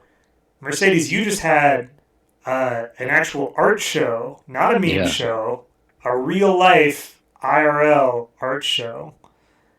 Yeah. Now, would you? I'm curious because you talked about being somewhere in between memes and art. Would you say that you would be opposed to being in a proper meme show and you prefer the world of an actual art show, which classifies your work in that category versus being at a large room where DJs are playing and people are just kind of like looking at their cum jokes on the wall next to your, curated shoegaze page? Is that how I had when I hear those? Because I remember seeing your flyer for yours, a few years ago, right? And I had pictured. I mean, when you get me in a room full of people, I'm just on my phone, and I'm one of y'all, right? So I just imagine a room full of those people are likely all on their phone, not Mhm. in a negative way. I'm also on my phone too. desperately scrolling, not looking up, you know? So it's like, I get that. The thing that was particularly nice about having what was termed an art show and where I collaborated like with, it was a dual show. So I worked with another artist and she's just a traditional When you say graphic dual design show, illustrator. so you fought to the death over who We got to did. have the show. Rest in peace. She's very talented too. It was broke my heart. Actually, she took me around town. We went to the aviary. It made the deed that much more difficult. But the nice Hardcore. thing about though, like a intentionally art show, is that the people who go there came there more intentionally because it's not cool, right? It's not Mhm. cool. And so the Right. people who came there specifically to look at that and to actually buy my things. So it's not so much that I wouldn't want to go to one of those or that I consider myself so different or not. Like I'm on a show with what I consider to be my contemporaries, some of my favorite contemporaries actually, you know? But like that would be the drawback for me is I feel like the people there wouldn't be there to go to my merch table to buy something. They just want to look at it. Hmm. And that bums me out because I'm a sensitive artist type, right? So I don't want someone to stand and look at my stuff and walk away. It makes me sad. But you yourself admitted that the meme show was cool in what you just said. I just want to highlight that part where you said it was a cool event. I think that it could be perceived as cool. So you agree that it was very cool that there was a meme show. I just want it to be on I the think record. in the world of interpretations, there could be a world that existed where it was interpreted as being cool. Do you think that? All right, this is a question that I keep meaning to ask everyone that comes on the show because I think it's like a pretty meaningful question, and I think that it's weighted a lot more than people perceive it to be. Do you think memes themselves, or like the concept of memes in general, could be perceived as a form of art? And the reason I ask this before you answer, let me say why, too late. why I'm saying this. Your internet's too slow. The reason I'm asking is because a lot of people do not agree that it is. A lot of people will go to war online saying that it is not, it can't be, there's no way. You know, they'll say things that are a lot more derogatory than what I'm saying to get the point that I'm making across. And I'm always really curious because the thing that I personally am drawn to with memes is that, A, it's all about the message at the end of the day. Like, that's the thing that lives or dies on because anyone can, like, manipulate visual media, but, like, what you're saying is, like, what people respond to more often than not. And B, it's, like, the most accessible way to use a creative outlet. Like, there's, like, almost nothing that's easier to do. Like, almost anyone could do this. So, like, in theory, as far as, like, art goes, if anything, that's, like, a plus for, like, the medium is that anyone can do it. There's no like prohibitory like you have to learn this thing, like do this thing. Like there's like the learning curve is like what Fonto. Like you can get your foot in the door with like a free app on a phone, but Yep. But there are people who get really mad if you say that. There are people who get really mad before you even say that. Like I'm thinking about how last week we were talking about how people were mad about there being a meme show. How there's scores of people who are mad at the idea of a show they don't even have to go to. Because that's how passionate they are that memes are not art. And the reason I wanted to bring this up, and this show specifically, is because you claim to be right in the center of both. So if anyone should be able to speak to the distinction, it would be you. Well, you described one of the oldest debates in art, which is, you know, are crafts as important as arts? Like you have arts and crafts on at the end. I think that memes fall under the category of collage, the most crafty thing you can do at home. And I think that a digital collage is as intentional or as artful or as effective as you want to make it. Yeah, absolutely. So you agree that memes could be considered art?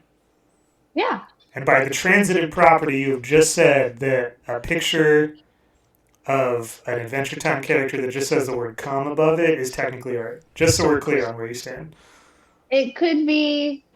All right, good. I think that what makes something art is what is intentionality.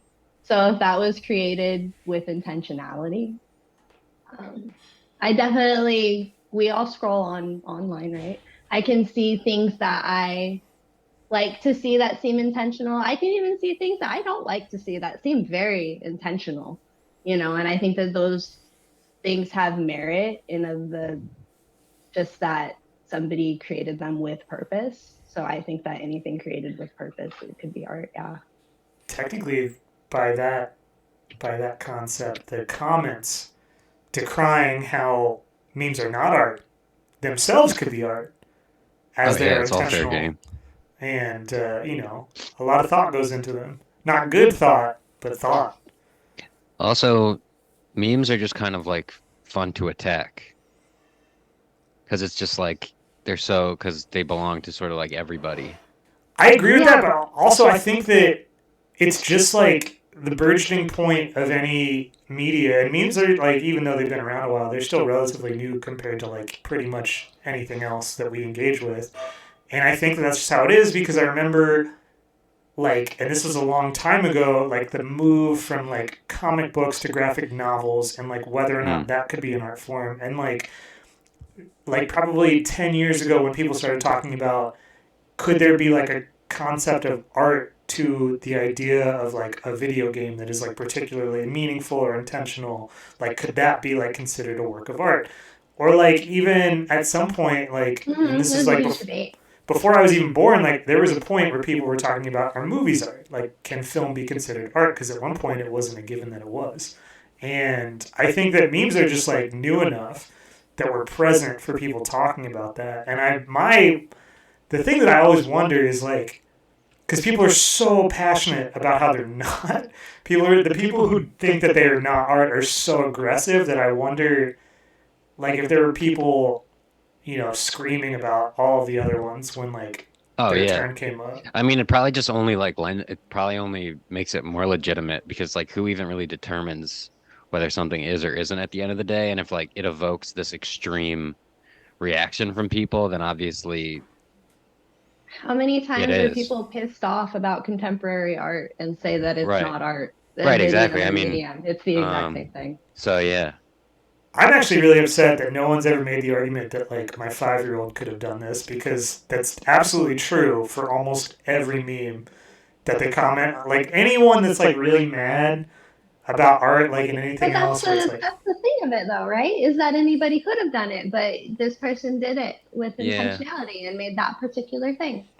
I know. I just want it's funny. It's like anybody, but anybody didn't do it. One person. Is that your shower argument that you have in the morning? Yeah. Well, I just want someone to say my 5-year-old could have done this, so I can say yes, you're right. Give your 5-year-old a meme account. Yeah. Let your 5-year-old use the internet. Yeah, put your 5-year-old into the online meme community, throw them in the DMs, sink or swim. Get them one of those like Oculus headsets. In the comment section, I think this is a very good point. Some art is better than other art. Some people have strong opinions about that too. Mm-hmm. Yeah. So I mean, saying that something is art is like baseline. That's like saying that a person is particularly nice because they did not immediately just start hitting you like Mike Myers does in the restaurant. Mm-hmm. It's like that's baseline. Well, you don't know that it wasn't nice. Maybe they both were like in a consensual nice slap. It's shit. called nice hitting. Yeah, maybe they were nice hitting. Maybe that person was trying to hit. You never know. Mike Myers is a private guy. You don't know what he's into. Maybe Austin Powers was like, a manifesto of his sexual prowess, and he was just speaking out to his audience to find the right person. And he probably really makes me think. Baby.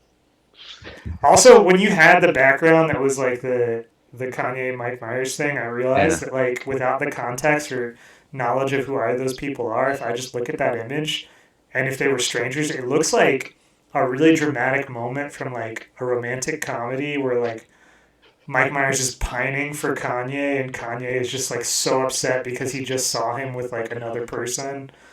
And he's like walking away, but Mike is going to chase him down in the rain and then, give this big monologue. Lifetime movie. Seriously, look at the picture again. Take the knowledge of it away, and that's what you see. You see love. Yeah, well, why not? It's all love. It's all love. It's just That's that's all all I'm saying. they wanted anybody. That's all they wanted anybody to know or think. Oh, here we go. That one. Yeah, look at that. Look at Yeah. look at like the need in Mike Myers in that picture. Yeah. But that could like we could probably dissect I like think what he was celebrity is in wishing, that moment too. honestly, in that moment, I think he was wishing that he could have ever have thought of something that provocative to say to garner that much attention because he's a Yeah. performer. I bet he was just looking at him in awe. Like, Just like, wow, shit, I just got could never overshadowed. I've been on SNL for so long and I never thought to just blurt that out. Yeah. It's such a good clip I was also because of the turn that he makes. Mike Myers just turns and like says nothing, but like the expression on his face just completely morphs. Like It just seems like instantly. it seems kind of rehearsed though too. A little Did bit. he know? Oh, now we have a conspiracy theory. I love it. I think Zoom in on think those pixels. what I think, and this is my Can I do genuine that on opinion, Zoom? I think that it was rehearsed to be like a normal thing, and Kanye was just like, no, fuck this. They probably did have a bit they were supposed to do, and then Yeah. it went awry. Yeah, I think that it like twisted into something else because Yeah. Kanye was just like, I'm gonna do Because I this know thing. when I'm famous and I'm sitting with Mike Myers, I'm gonna be like, "Hey, can you give us like a bit to do so this feels more natural?" Like, so And It would have been funny if he said ahead of time like, "I'm Kanye West. This is Austin Powers, and George Bush doesn't care about black people," or if like he addressed him as Austin Powers. And I Yeah. feel like that's how you know it wasn't rehearsed, is because he would have introduced it much more solidly like that with like. Yeah. Yeah. I'm here with Austin Powers talking about Hurricane Katrina. It would have been so funny. We're like, I'm Kanye West. This is Shrek. George Bush like doesn't even care to know Mike Myers' name. That's what I'd do. Well, I wouldn't actually, but I'd be tempted. It's not that he wouldn't know his name, it's just that like his real name is more important, you know? Like, do you want to be known as Mike Myers or do you want to be Shrek?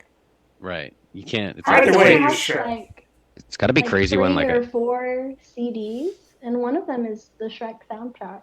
You know, that really is his magnum opus. What? Mhm. Are you talking about Smash Mouth? Smash I'm Mouth's talking number one about- album, the Shrek soundtrack? Is it? I Yeah, need to that's- see the data. That's their most played album probably that they have. Not to me, Astro Cafe. That's what it was called, right?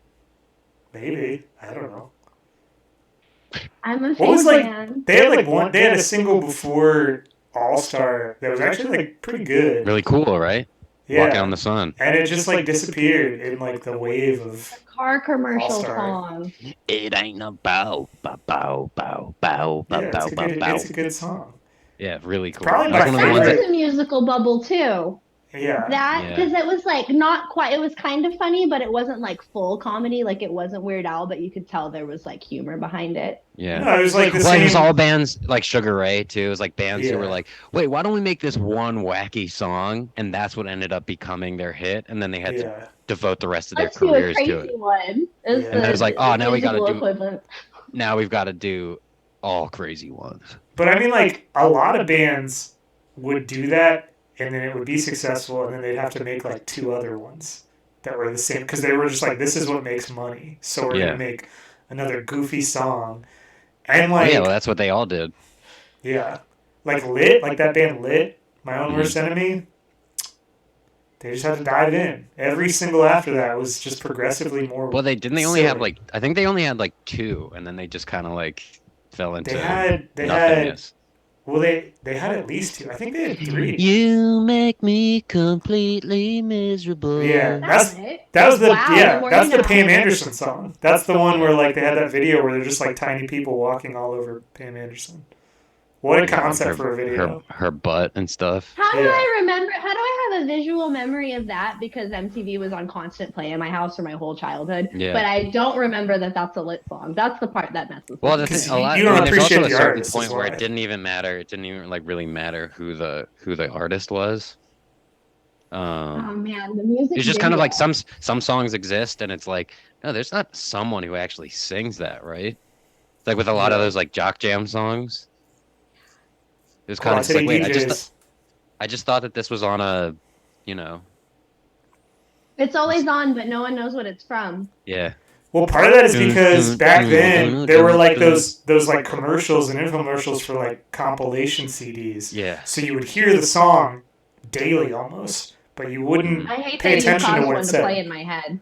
Like you would just like hear the song in the background of your life, and you would never look at the screen because like it's a commercial, but the song would just get stuck by like replay in your head over and over, and it's probably like dozens of songs. There's like there's like Deep Thoughts, like everything on the Deep Thoughts commercial with like Yeah. Enya. Yeah, I was and, gonna say the one with Enya just lives yeah. in my heart. It doesn't live in my mind. It lives in It's my like heart. Enya, some of like that like late Moby stuff. there was like a hair metal love ballads one that used to play all the time, and like, Yeah, right. Scorpion But was on it. and I just would like think about those songs all the time, and I hate all those songs, but I would just think about them because they would be just. What's wrong with burnt in Scorpion? my head. Name one thing wrong with Scorpion. They just don't have that much Venomous. imagery that involves arachnids at all. Fair, I'll take it. Thank you.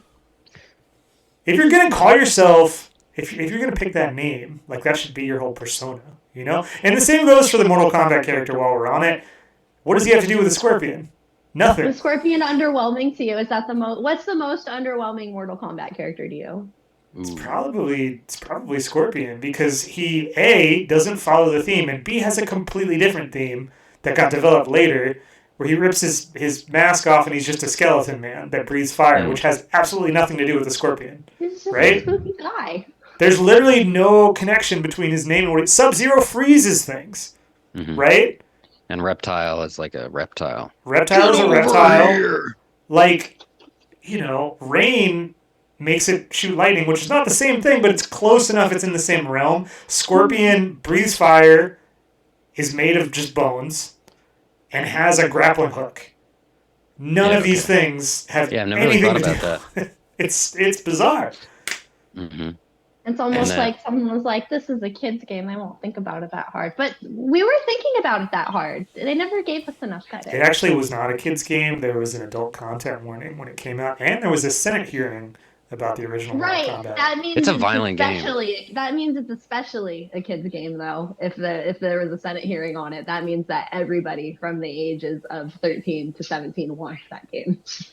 I mean, it's funny that they would do like a Senate hearing about something like that and not like Doom or one of these things. It's like if the only violent game had been like Mortal Kombat, it'd be like, yeah, these kids keep showing up to schools with grappling hooks and like skull masks and whatnot. It'd be like, much less dodgy and tragic. Well, they talked about Doom. I think they talked about Doom during Columbine. Like, I think part Yeah, of that was like came the out whole later, premise of too, Doom, yeah. as well. But it's also like they blamed like Marilyn Manson for that too. Yeah. And he was just like on some other shit. Yeah, he was just doing something else that sucked. Right. That's another funny thing about all that is like it turns out ultimately the like A mother always knows. yeah, right? It was like at the end of the day, it was like no, Sorry, he was a is bad a piece of guy. he is a bad guy. It's just like Yeah, Wait, sorry. not Turns just- out, Usually turns out when the you take someone home weird to your mom and she's like, I don't like him, she's Yeah. usually not that wrong. right. It's like, oh man, everyone was right at the end of the day. yeah. Also, I mean, like the music was never really that good. well, his But whole whatever. thing. It's- I remember reading about this. I don't remember why, but like someone showed me some article talking about like how Marilyn Manson came onto the scene, and he was like a music journalist before he was famous, and he kind of just started writing his own reviews at first, Oh. and just kind of boosted himself up through like his like network, and yeah, he's not a good songwriter. Like he's never been like a great songwriter. If anything, like maybe he's collaborated with people who are good.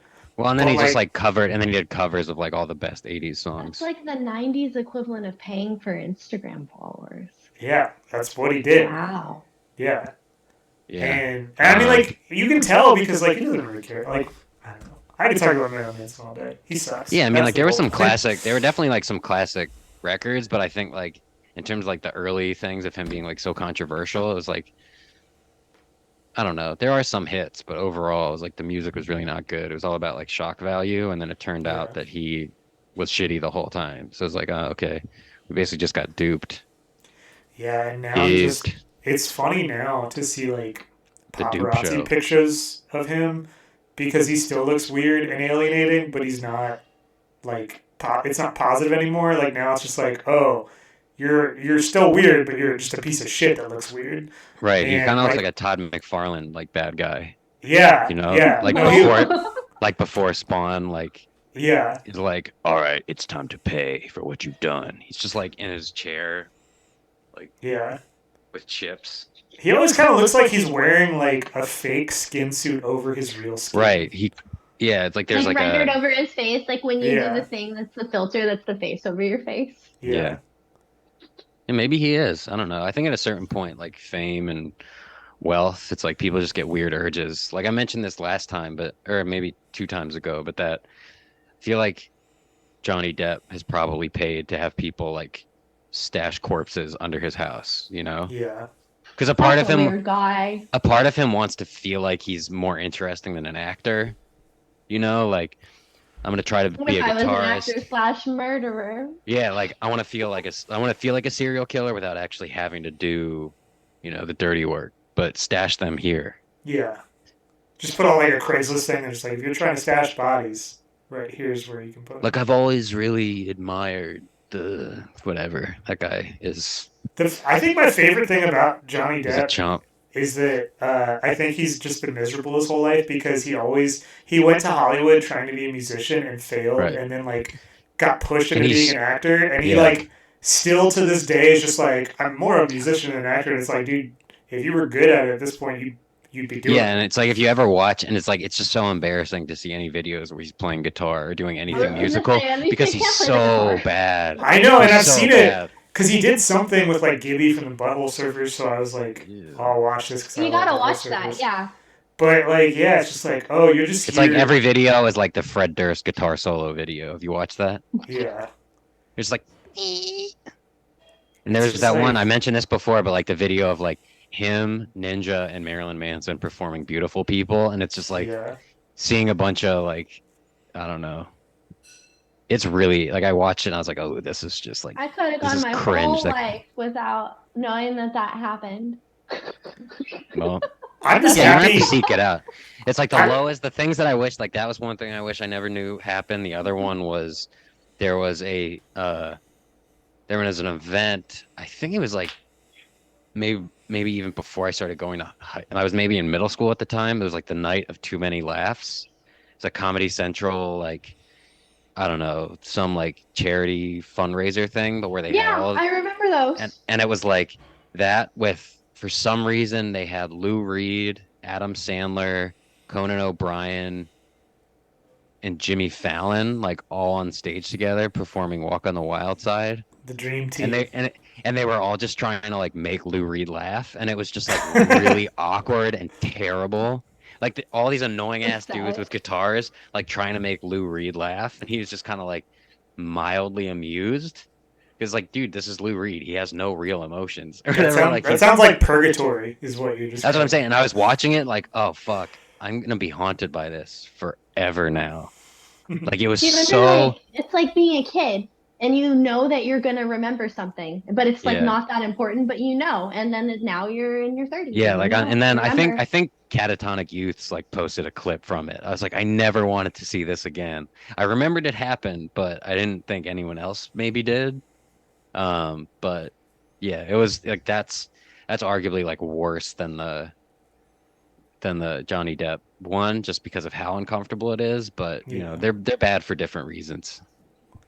My whole thing is I'm just really happy I am at peace knowing that no matter what, Johnny Depp his dream died. You know, like he was very successful in a different arena, but his true dream died. Yeah, he really though, like I don't know. I mean, he just kind of he sucked for a very, very long time. Yeah. Like I don't know, that's like my- he was my like a feeling. total joke of a person before he was like a monster. Like before everyone was like on the same page about him being a piece of shit, he was just like not an interesting person. No, I mean that was his whole thing One for a of while those though. I'd say that it people- wasn't. It was like he was always kind of like the guy who would take like artsy roles or whatever and be like, yeah, like I know Hunter S. Thompson and like did this, and he was like the cool actor. It's like Yeah. when someone introduces themselves to you and they have to say that they're eccentric. I'm Yeah. eccentric. Or like, yeah, I always have to dress like a freaking like I don't know, steampunk pirate or something Yeah. anytime I go to do something. But I don't I know. have to Ultimately, dress up for like me, a pirate or my condition worsens. yeah. Sorry, this is like what's the word? Like this is like my emotional support clothing or whatever. My emotional support pirate costume. This is Yeah. my emotional support pirate voice. Yeah. So, but it's like, yeah, if I see a video of him playing guitar, I'm just like that says it all. Yeah. Not a good guy. Yeah. If you ever want to see a man humiliated, you just gotta watch him play the guitar. Hmm. For Lou Reed, also, like playing guitar for Lou Reed, that's like the pinnacle. Yeah, I'm telling you, like if you wanna, like I don't inherently I don't, humiliating. I don't recommend you watching the video, but like the fact that it exists, like if you're feeling brave and want to watch some of the worst shit ever, like it's a complete, uh, it's the complete experience. Like if Yes, we were in a society where that was a punishment for bad behavior, like you have to play the guitar in front of Lou Reed for what you've Yeah. done, that would he's be just kind of there the effective. whole time, like, why do I keep agreeing to things like this? You know, like I feel like that was a guy who was just like uncomfortable his entire life, but like, Yeah. you know, made it work, and then yeah, whatever. R.I.P. Lou. Yeah. Sorry you had to. That probably was the straw that broke the camel's back. You know, like it didn't kill him right away, but that's what got him in the Slow end. burn. Yeah. Yeah. That's enough to. Well, you see, like he would just like for somebody who was kind of Yeah. just like a badass and whatnot, he just sort of like did agree to a lot of like really lame crap. Yeah. So eventually that's gonna kill you. I think if you're like a celebrity that gets to that age, it's really hard not to because I feel like you probably have a lot of people that try to push you into stuff like that. And as you get older in general, you get more tired and weary and like more malleable. So if you have like an over-eager agent who's just like, yeah, just go do this Comedy Central thing, Lou. It's gonna be I feel great. like We're they gonna have don't a tell great you time. enough of what it is either. Probably not, because like, how much do you want to have a conversation? Like, if someone's like, "I'm gonna pay you X amount of money to do this thing," Hmm. I mean, like, if you're Lou Reed, you're kind of like, whatever, dude. Just do I have to do anything? No, I just sit there. Okay, I'll do it. Yeah. That's probably like what my exchange would be like if I was ever in that position. But I think like in terms of just shit that I've seen on TV, like those iconic like disasters, like that's definitely up there. Yeah, I can't think That of would Because be also like anything. if somebody. Adam Sandler did his whole thing of like to Lou Reed, and like Conan O'Brien had this annoying kind of like yodeling thing he used to do, and it's like they're just pulling out all of their stupid shit, Yeah, and it's just like this is so wrong. that reminds me Yeah. actually. There's this show that I saw like a couple months ago. I don't know why, but I watched like a season of like I don't remember what the name of the show is, but the premise of the show is a reality show, and it was like all of these famous slash semi-famous comedians from Canada all in a room together, trying to make each other laugh. And if you laughed, you got like eliminated, and like the last person standing was like the funniest person. And it was like Tom Green, one of the guys from Letterkenny, I'd be out one, immediately. one of the guys from Whose Line Is It Anyway? And like a bunch of other people who were all like, you know, you would recognize them, but they're not like A-list celebrities or anything. But Dave Foley was in it, who I love. Dave Foley was Yeah. like my favorite person in it. But basically, they were all just like trying to make each other laugh, and they were all trying not to laugh. And it was like I thought I watched the whole thing because I have this thing where if I start a show, I have to finish it, even if it's terrible. But I watched it and it was just so cringy watching them like try to like one up each other because like Mhm. these are all people who have like delivered really varying levels of good performances and good comedy, but on the Yeah. spot maybe can't do it well, like without material. Right. It's like just without because prep somebody's time. funny at this one thing they do doesn't mean this is going to be this is a good arena for it.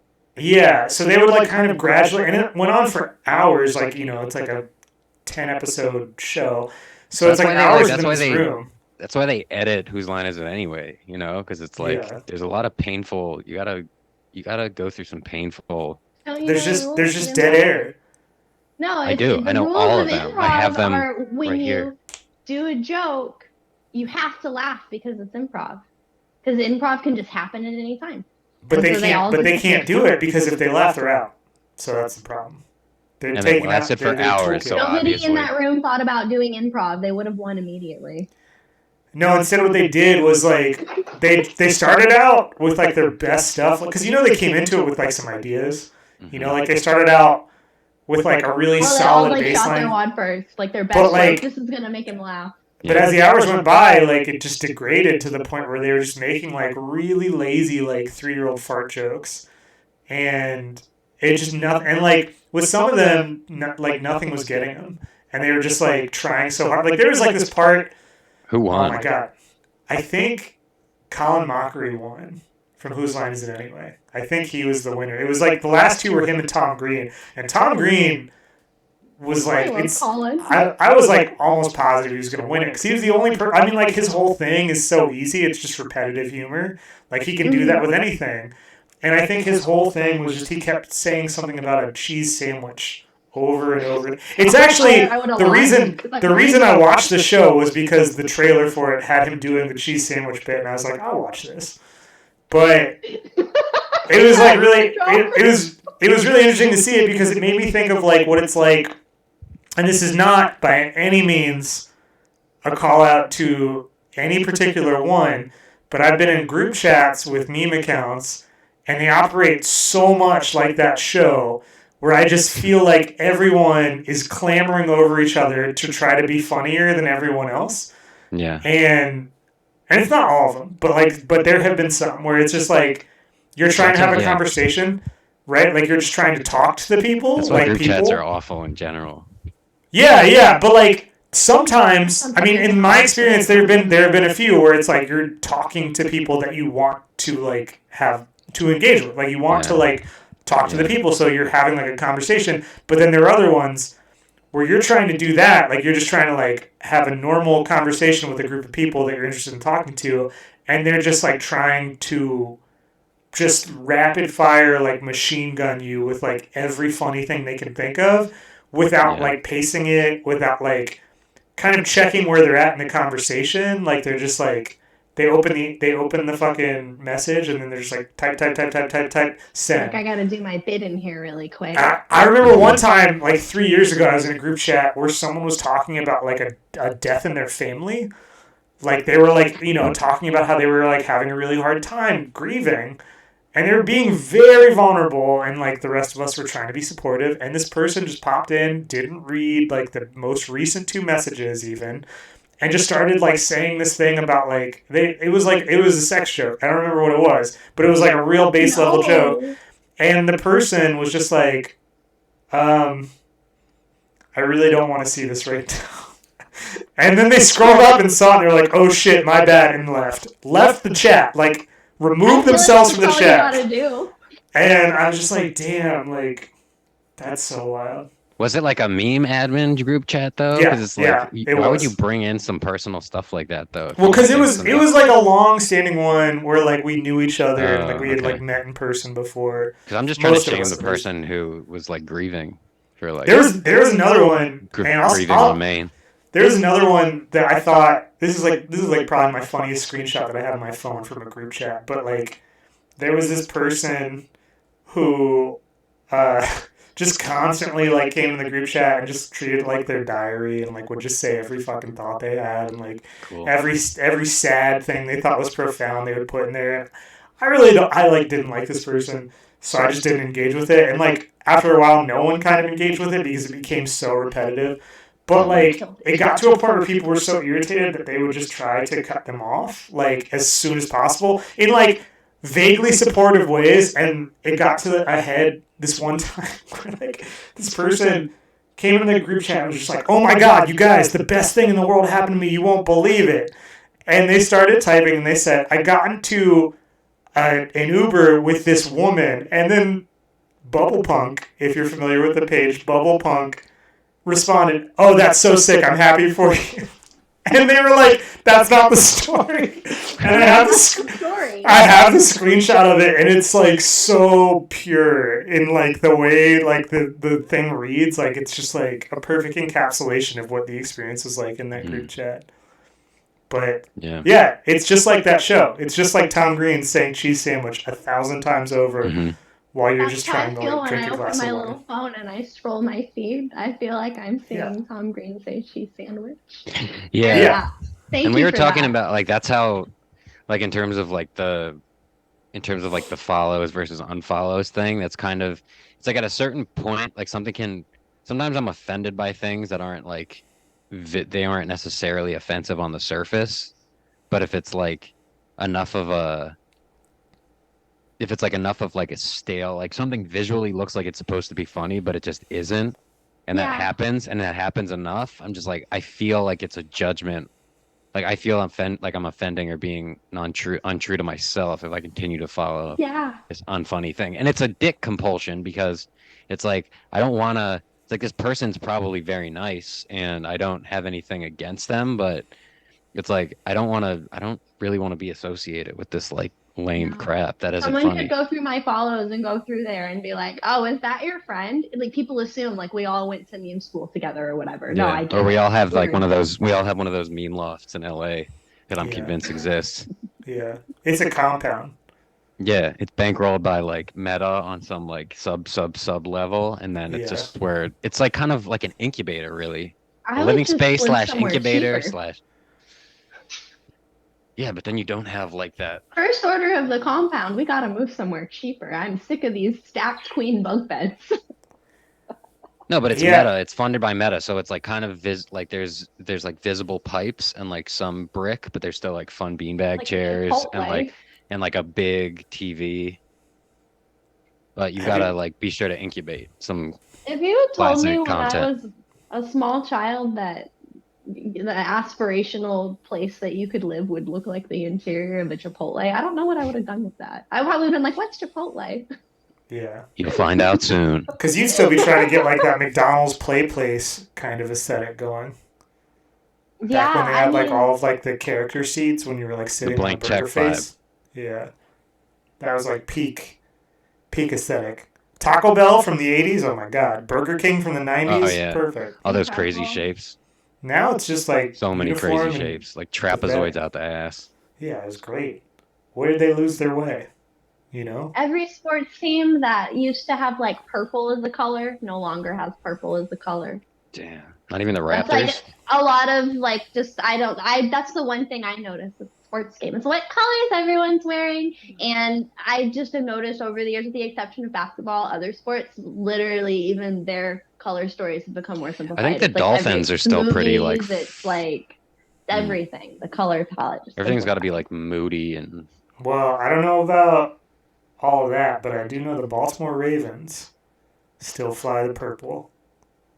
arguably I'd say the Miami Dolphins are like pretty tacky. Like they're still like Yeah. light Those are the blue. sassiest colors. I love Yeah. that. I went to a football game with my family when we were visiting family in Massachusetts, and it was the Patriots versus the Dolphins, and I saw like a Patriots fan get into an argument, like a heated argument with a Dolphins fan, and it was just funny to see this kind of like, one of these guys, like I guess like Minions guys in like a Dolphins jersey, be like, bro, like getting in the face of like obviously it's funny to see people get that worked up about anything, but like it's just funny to see those colors be aggressive, you Like an know? angry little minion man. I Yeah. I want people to bring that energy to the meme community. I want people to like ride that hard for their Well, I favorite think it all pages. depends on how we package the memes. At first, I thought you were saying like the meme events or shows or whatever, because it might just be a word choice.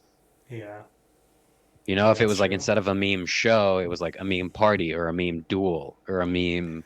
I mean, I duel would would go be to a great. meme duel. Yeah. Yeah. Like would that be like a rap battle, but you would just have your phones and just be like slamming each other through Fonto? I'm from an open carry state. I would do it. I would shut everyone down. Well, either way, it's all about the packaging. Yeah. What have been like your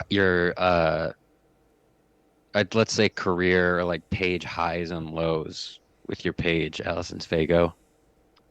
Wow. And while you're thinking about that, do you actually like Fago? Because I keep forgetting to ask that. Yeah, I do. I like the cotton candy one. Very cool. Some of them Controversial aren't. choice. I know, right? Some of them aren't very good. See, a lot of them aren't very good, but like that's There's a also lot the of appeal. them. Yeah. It's like anytime a band has an extremely large discography, they are just not all gonna be good. It's how it goes. Hmm. They can't all be cotton candy. Um, my page is, I think, the most successful when it exists in its ideal form, which is to be just like a conduit to put my whole online self out there. Like that's the starting point. I've never thought of Instagram as my one home. Hmm. One thing that is, I'm sure we can relate, right? But one thing that is not fun about being like older and having to work all of the times, I don't have all of the time to do all of the things I want to Oh at yeah. the pace that I want to. Hmm. But when my page is the most successful, it is when I like have made something that wasn't one of the little squares in the box. So I thought it was absolutely wild when I first started because I hadn't thought I would do shirts for a couple years, but I did Hmm. my drop of shirts and I don't do like drop shipping. So I had to pre-order 50 shirts and I moved them and I had under 3,000 followers. And I was like, wait, the math of that doesn't cut. Like, how did I sell these? Because now I Hmm. have my big store with supposed all of my engagement, right? And I Hmm. sell under 10 things a month, usually more than five, but like, it's not, I have a job. It's not a moneymaker for me. Yeah, yeah. But for me, when I'm able to like create those things and they're well received, um, and just like the smallest things when someone checks out in my store and puts like I love this, I can't wait to get this or Yeah. something like that. That's just like that's Yeah. the big Well, thing. It's because so never much of about the this, little squares. yeah, and I mean, like, so much of this, I don't know, so much of this is like it's about like engagement and the fact that but you forget that there's like a human element to it because it's all on the phone. But so to see somebody Mhm. like doing that extra thing, like, yeah, someone may have ordered the shirts, but they didn't actually order the shirt. It's like another one of these bots from, Botville. It's Just like, an oh, anime profile picture right, ordered the exactly. It's shirt. like, but when it is like someone actually ordering it, you're like, oh, whoa, okay, cool. So there is like something beyond uh this world. You know what I Or think there's would like be there's a world here. It's not just like the phone timeline, I think it'd be really however we scroll. cool if like one time someone just went into like an online store like a Shopify or whatever for like someone that they followed and they ordered a shirt and they went in the comments and normally people go in the comments and are like, oh my god, I love your page, thanks so much, like thanks for doing what you're doing. What if someone was so like aggressively certain about getting a message to you that they bought like a $25 t-shirt from you and they were just like, fuck you, your page is garbage, I hate you so much, I am taking this away from a potential customer. Like, I wish that I could experience that one time. I feel like it would make my life. That would But be they'd be my doing high it point. ironically or because they were like irritated. They'd be doing it because like I wouldn't be responding to their regular channels, and they thought that was like Okay. a place that I had to Oh yeah. respond. I wouldn't put that Like a past like like a Steam notification Yeah, you get. I get it. Like a like random, like if you block someone on like social media and on their phone, and they message and then you they through buy like something from your Venmo. store. Yeah, it's like the last channel left to them, and they're just like, I'm using this opportunity. oh, I see. In the comments of the like purchase. Yeah, Oh, okay. Yeah. like they just like that's the only way they can reach out to you and tell you how much Yeah. they despise you. Uh-huh. I think that'd be beautiful. And I also think that people should have to People pay for do. hate mail because I would accept all of it if they did. Right? Like I It'd be just want the great. people to feel something. Yeah. I just want the people to feel their money transitioning into my pocket. That's what I Yeah. want. So with the so as we were talking about earlier, there's like a lot of positive comments on a lot of your posts. And you were saying like you want it to be a positive space and so does that mean that like the majority of the comment do you filter them? Do you like ever get rid of certain negative comments? Or are they all generally So positive? the things that I delete are never mean. I'm like, I hate to be here and come on your show and with my little Hello Kitty ear set and be like, oh, no one's ever mean to me on my, but like Yeah, people yeah. usually aren't very mean to me on my page.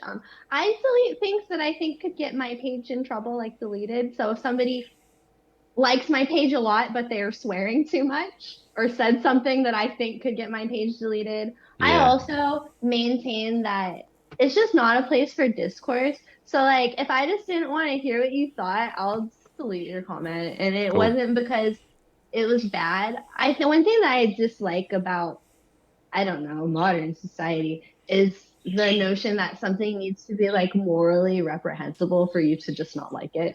Like you, when you said I Yeah. unfollowed this page, it wasn't because it wasn't because it was bigoted. It was just because it was just so bad. I just did Right. not care Well, for again, it. like I like a delete any bigoted comment I thing don't is like like. it's sort of like an obvious thing of like, oh, you just want this to be deleted versus like, oh, I'm glad that, it's like when someone's like, oh, I could never do stand-up comedy, so I do Twitter. It's like, oh, I could never get popular on Twitter, so I do whatever.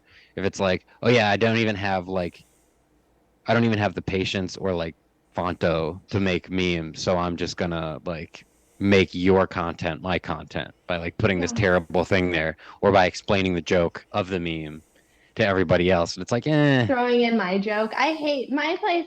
My space is not a space for comedy. Let me tell you, if you've ever yeah, it's laughed like, and and looked at if it one of my is, memes. no, you're supposed to like have more of a involved Yeah, experience like with it. it's fine. It's not a crime to not be funny. I know that it could be perceived as maybe a crime to not be that funny, but Hmm. So you're saying you're pro censoring your audience?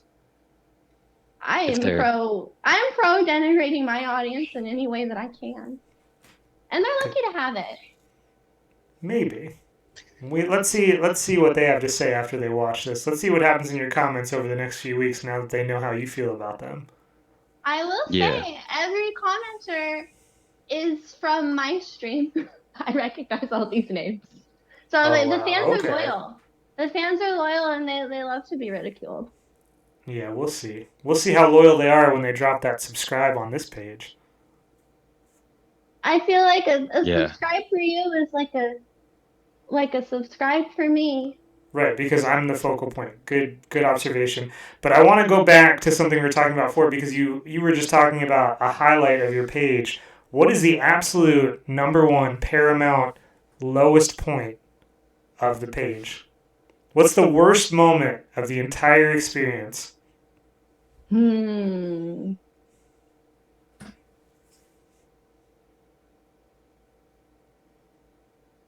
I was not particularly a fan of this early pandemic like meme climate mm, as somebody who just wanted to have a non-topical space. I think that there's wonderful places and times to be topical during that period in time. hmm. My way of being topical was just like with my actual wallet and not on my page. But I just I don't like the notion that for something to exist or for you to be able to do something creative, it also then has to serve like a higher ideological purpose. I think that art certainly can serve a Hmm. wonderful high ideological purpose, but there's just different kinds of intentionalities. Sometimes people want to make internet pictures that could just make anybody laugh from anywhere that could read it. They could look Hmm. at it and they could be 14 or they could be 45. They could be any kind of person on the planet and they could look at it and they could just go, huh, and then go on with their day. Like, that's like kind of cool to be that person who made that thing that just Hmm. made everyone like smile for a moment. And that's Hmm. pretty powerful. Granted, I've read all sorts of really interesting, wonderful things online through smaller square pictures that were quite educational. There's a place for Hmm. that too. But I feel like in that particular moment, and we saw it in all the various Early missteps. pandemic.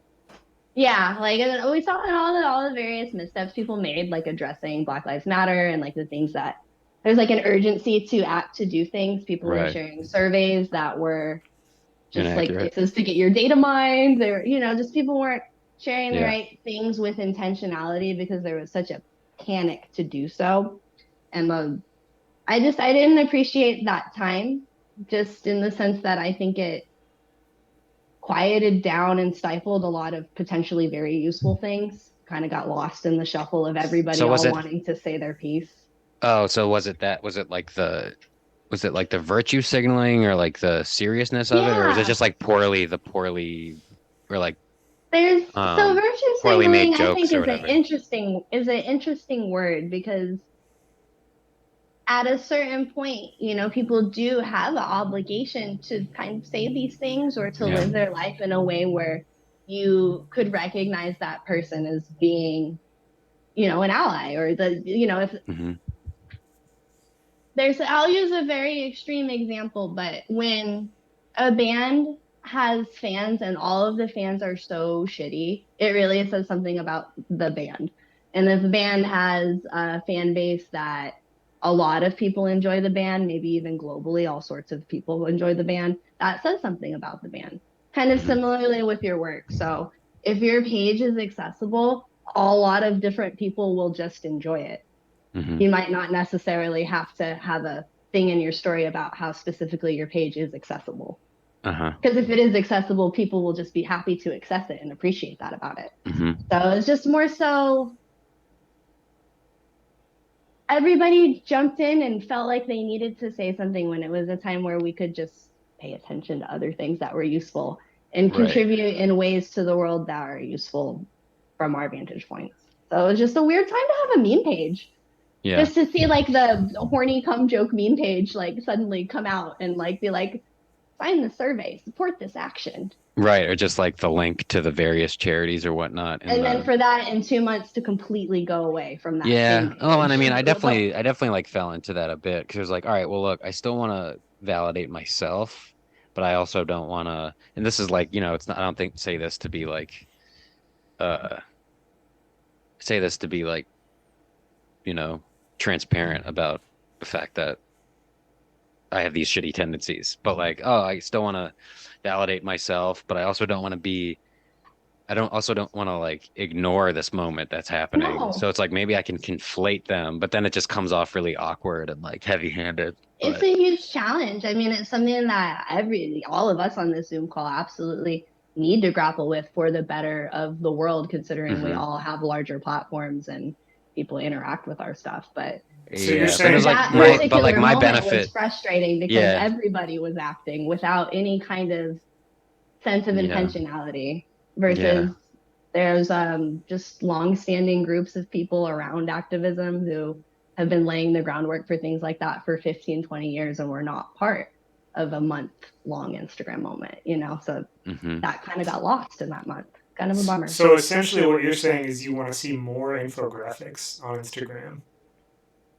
Every time I see an infographic, a Hello Kitty loses her bow. Hmm. I know, isn't that sad? What would you if you had to choose between? Because I see there are two variations. There's either an infographic that's passed around sometimes is not accurate, or at least Mm-hmm. not I think a consistently lot of the accurate. time. Maybe like it was accurate at one point, but it's been overshared to the point They'll that the be information old has too. changed. That's Yeah. another thing. Good Would you information would you isn't always prefer? relevant.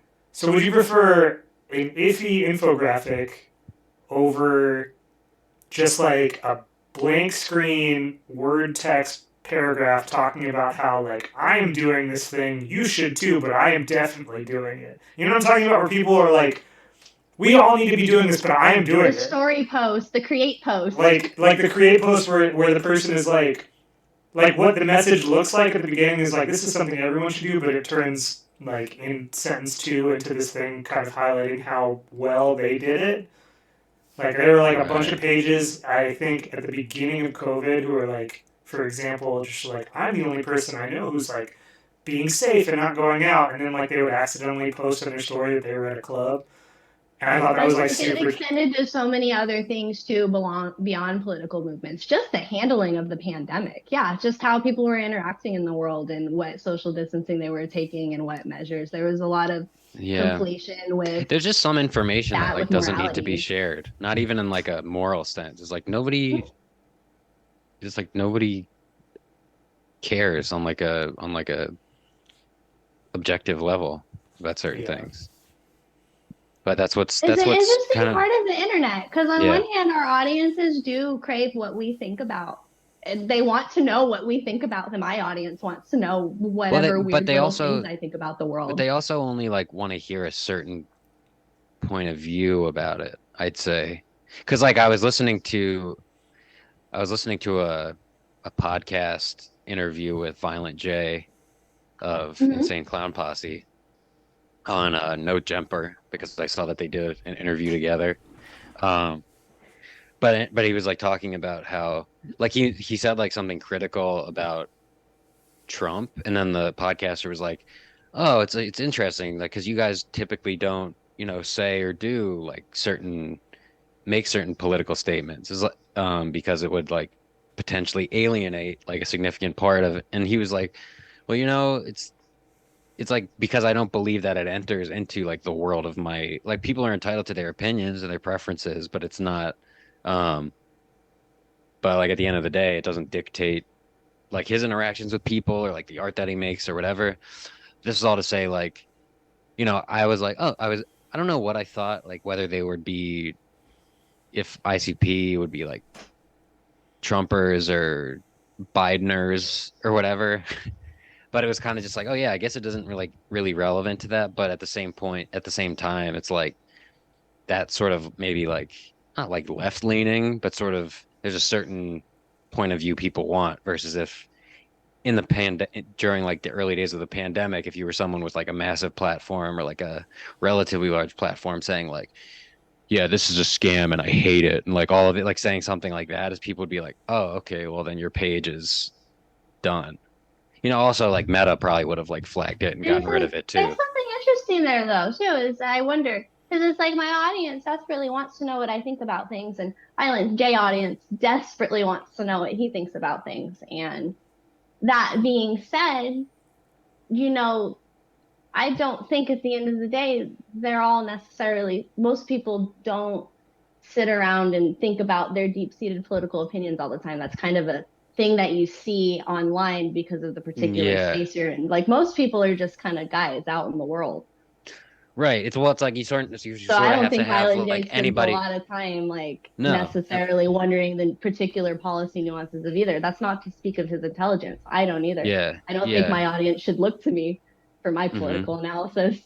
I think it's also just like, it's sort of like what you were saying about like a band's audience or whatever. It's like the certain activities that are engaged in, or like the type of person who does X or who's affiliated with this X movement is like, if it's a lot of shitty stuff, then I don't necessarily want to identify with it or like support what it's about, Right. We can regardless use of Juggalos whoever's, as an example. yeah, You know, there's a lot in that cultural kind of movement. So there's a lot of like, I mean, family values. That's not like a branding thing. Like people don't just say like, "Fam, I love you" to be funny. Like there's a huge communal yeah. aspect to that community. hmm Um, a lot of Christians, but I mean, a lot of like arguably like Christian socialism, right? Like that kind of like communal kind of thing.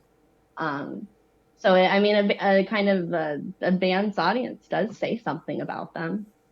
Yeah. There's a Why? general kind of idea of if you're there to be a part of it, you're welcome. I know that your Right. experience at the gathering was different, but I Yeah. think had you put on clown paint, nobody would have looked at Right. you. Not saying Well, I you mean, should have or somebody else, anything, but if someone else you're there who, to be part of it, then everybody would just be happy to have you part of it. yeah. Yeah. Well, it's funny because there were also still people at the gathering who were like, they just were addicted to like going to music festivals. It was like, Uh-huh. Oh, you and always that's get a, festival and people. that's a funny, and it's funny that like, because that seems like one that you'd be hesitant to participate in just because it is a particular type of audience as opposed to say like Bonnaroo or that's like the only that's like one of the, or a gathering I've of never been to a whatever. music festival. Um, Have you been but to at the that, Warped Tour? No, I've never been. I've been to a lot of concerts, but I've never been to like a festival. Except for when I was in Texas when I was a little girl. I take that back. My parents took me to something. The Metallica was there, but I've never been to like wow, my own music festival that I chose to go to. wow. You're missing out on a terrible lived experience, but a lived I know. experience I just want nonetheless. to be by a lot of loud people, and I want to be sweaty, and I want to wait to pee, and I want to hear people say just whatever when you're out in the world and people can just say whatever they want. I also think it's different now than like, before there were smartphones, like going to an all-day festival where there's no respite from like the stimulation around you. Like No. you can't look at your phone. I mean, like when I went to the work tour, I didn't even have a phone. Like I was phoneless, so it was just like When did we pure. all get our first cell phones in the room? First cell phone or first smartphone? Both. Let's do both for fun. Cell phone was middle school, Wow. 7th grade, because I like went to school in I went to it was mostly just like in case of emergencies, that kind of Uh-huh. thing. Because like who did I really need to call anyways? But like No. but then smartphone in 2012. Early adopters. Wow. What about you? I had a cell phone in high school. I don't remember when exactly I got it. I know I got a smartphone pretty early. I think I had like an Android. When did I get it? I think it was like after college, but not that long after college. I don't know. It's all blended together. But I remember a solid amount of time pre-smartphone and even more time pre-phone. And I remember being in situations, all day situations, and thinking like how miserable it is to have nothing to do but experience something that like being at the work tour, it's like there are highlight moments where you're just like, oh, I really want to see this band. But then as soon as that's done, you're just like, all right, it's going to be like 2 more hours till I care about another thing that happens, but I'm here Yeah. the whole time, and I'm just going to sit in this place with no shade and no free water. Was I it just the wait. Warp Tour in at Merriweather Post Oh Pavilion? yeah. It was Okay. rough. Kicking it to And So like I worked there. Um Maybe not exactly at that time, but like one of the first times it came to Warp Tour. So it was just like all downtime. yeah, But I did see Bam Margera at one point. was he So looking good? yeah, he was still, well, I mean, he was probably in a bad place, but like he was still in like peak Bam. He's still in like top Bam form. How the mighty have fallen. God, that was so sad. Like I was reading a lot of stuff about how like he got kicked off of the newest Jackass Jackass. movie, Yeah. and it's like, yeah, he's a fuck up and yeah, he's a mess, but that's gotta feel so bad. He's still in part of it. Like you can see him in like their little like intro clip because they couldn't cut him out because they'd already shot it, but like Okay. they like literally cut it down so you see him for like a second, and I was just like, man, that's gotta feel so fucking bad. This is like your Yeah. one thing, and you literally can't do your thing. Like this is like what you're Yeah. known for, and everyone that you deal with. People on the show Jackass were like, "You're too fucked up. You're like, we can't deal with you, dude. Like, you're not in a Yeah. good headspace. You're not in a good headspace to have like bees on your genitalia and like get hit with like stun Yeah, guns and bowling balls. yeah, you're toxic. You're toxic for Yeah, this we can't experience. have some. You're not like a good person for us to be Oh, around. you got a subscription. Good. I need more. Let me get a few more of those.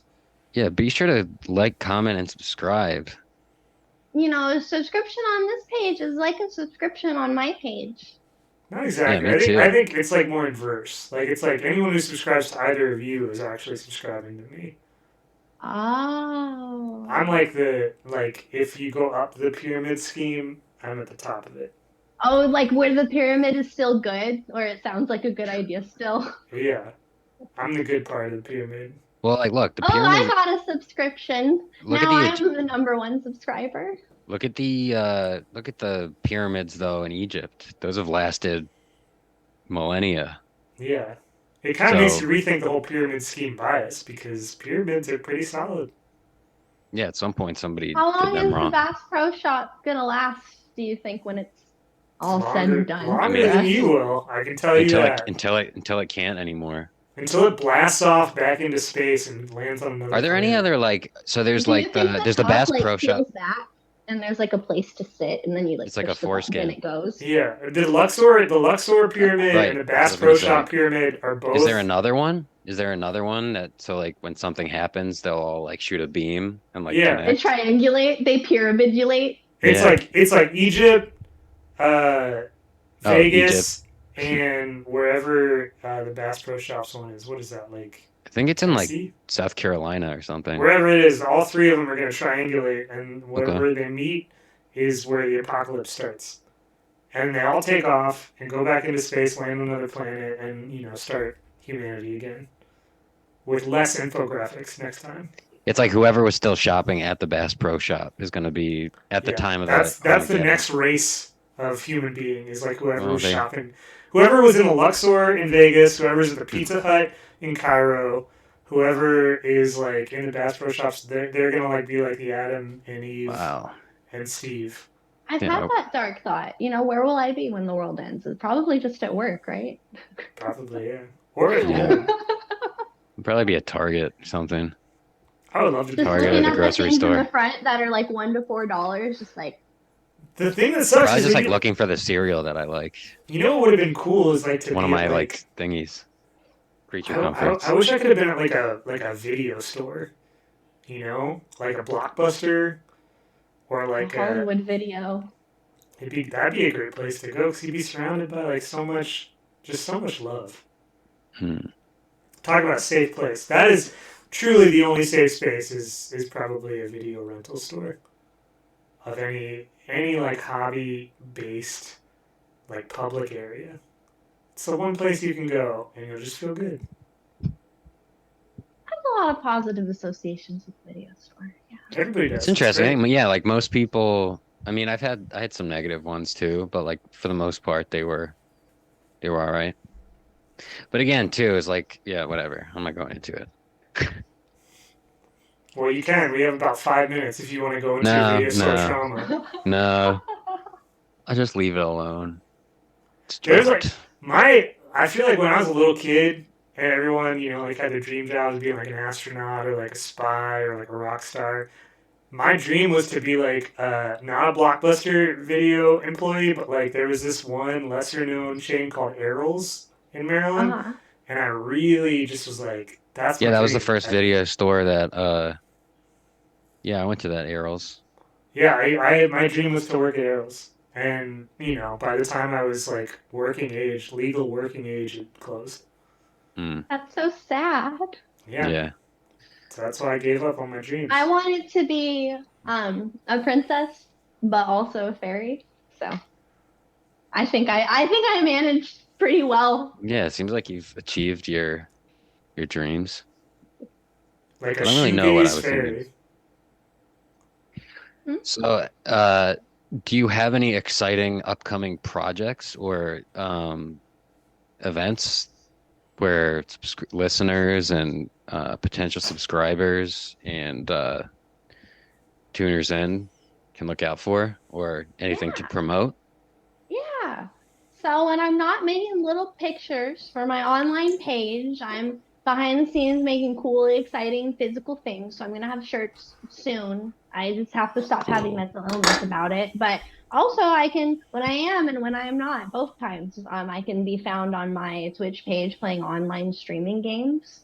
And that is a great place to see well, I don't know what you would really see. That is a place to see something, though. Cool. Very You'll cool. also be, I suspect, streaming on Tuesday on this page for International Misplayers Club episode, whatever it is. I don't know. I stopped keeping track a while ago. I am. Have I been promoted to guest host or just captive recurring player? Probably the latter makes more Oh, sense. okay. Same. Yeah. This is all just like this is perfect. This is like the Lou Reed thing, right? Like that's You know your- that you're in hell because it seems the same as just everything else, the same as your life, but then you realize at the bottom. It's almost like hell which is other life. people, right? Like, yeah. Have y'all ever thought that? I just came up with that just now. On like a Sure. maybe on like a subconscious level that like you just articulated, and I thought about it in a more interesting exploding. way than you did. All right. Well, we have exactly 2 minutes left, so instead of getting to the very last minute, I'm gonna say thank you for joining us on this yes, show. definitely, Uh, for sure. Make sure Is- to follow up on those shirts, anyone listening, when they drop. Yep. At Allison's Fago. on Instagram. If you have Instagram, But not Fave and New World because that page is apparently dead. It has not seen very much love recently. If you know, a lot of people try to get my attention and you'll never get it in my general inbox, but you might if you follow my defunct fan page to Sepultura. mhm. Yeah. So So now those you are some know. those are some interesting routes. Um, yeah, and we're just gonna keep this show chugging along, like We're just gonna in keep future chugging. weeks. So yeah, this has been Petty Images. I'm Venereal Disney's, aka Alex, And I am Sexter's Laboratory, aka Jack. and not bastard content Not unless not bastard content. Unless Unless he's watching. And then I am. So I think on that note, we can wrap it up. Well, good night, everybody. Have Good night, a good Bye. beginning of your week tomorrow. And and we'll be back next hopefully time. hopefully you'll see plenty of good content. All right, good night. Good night.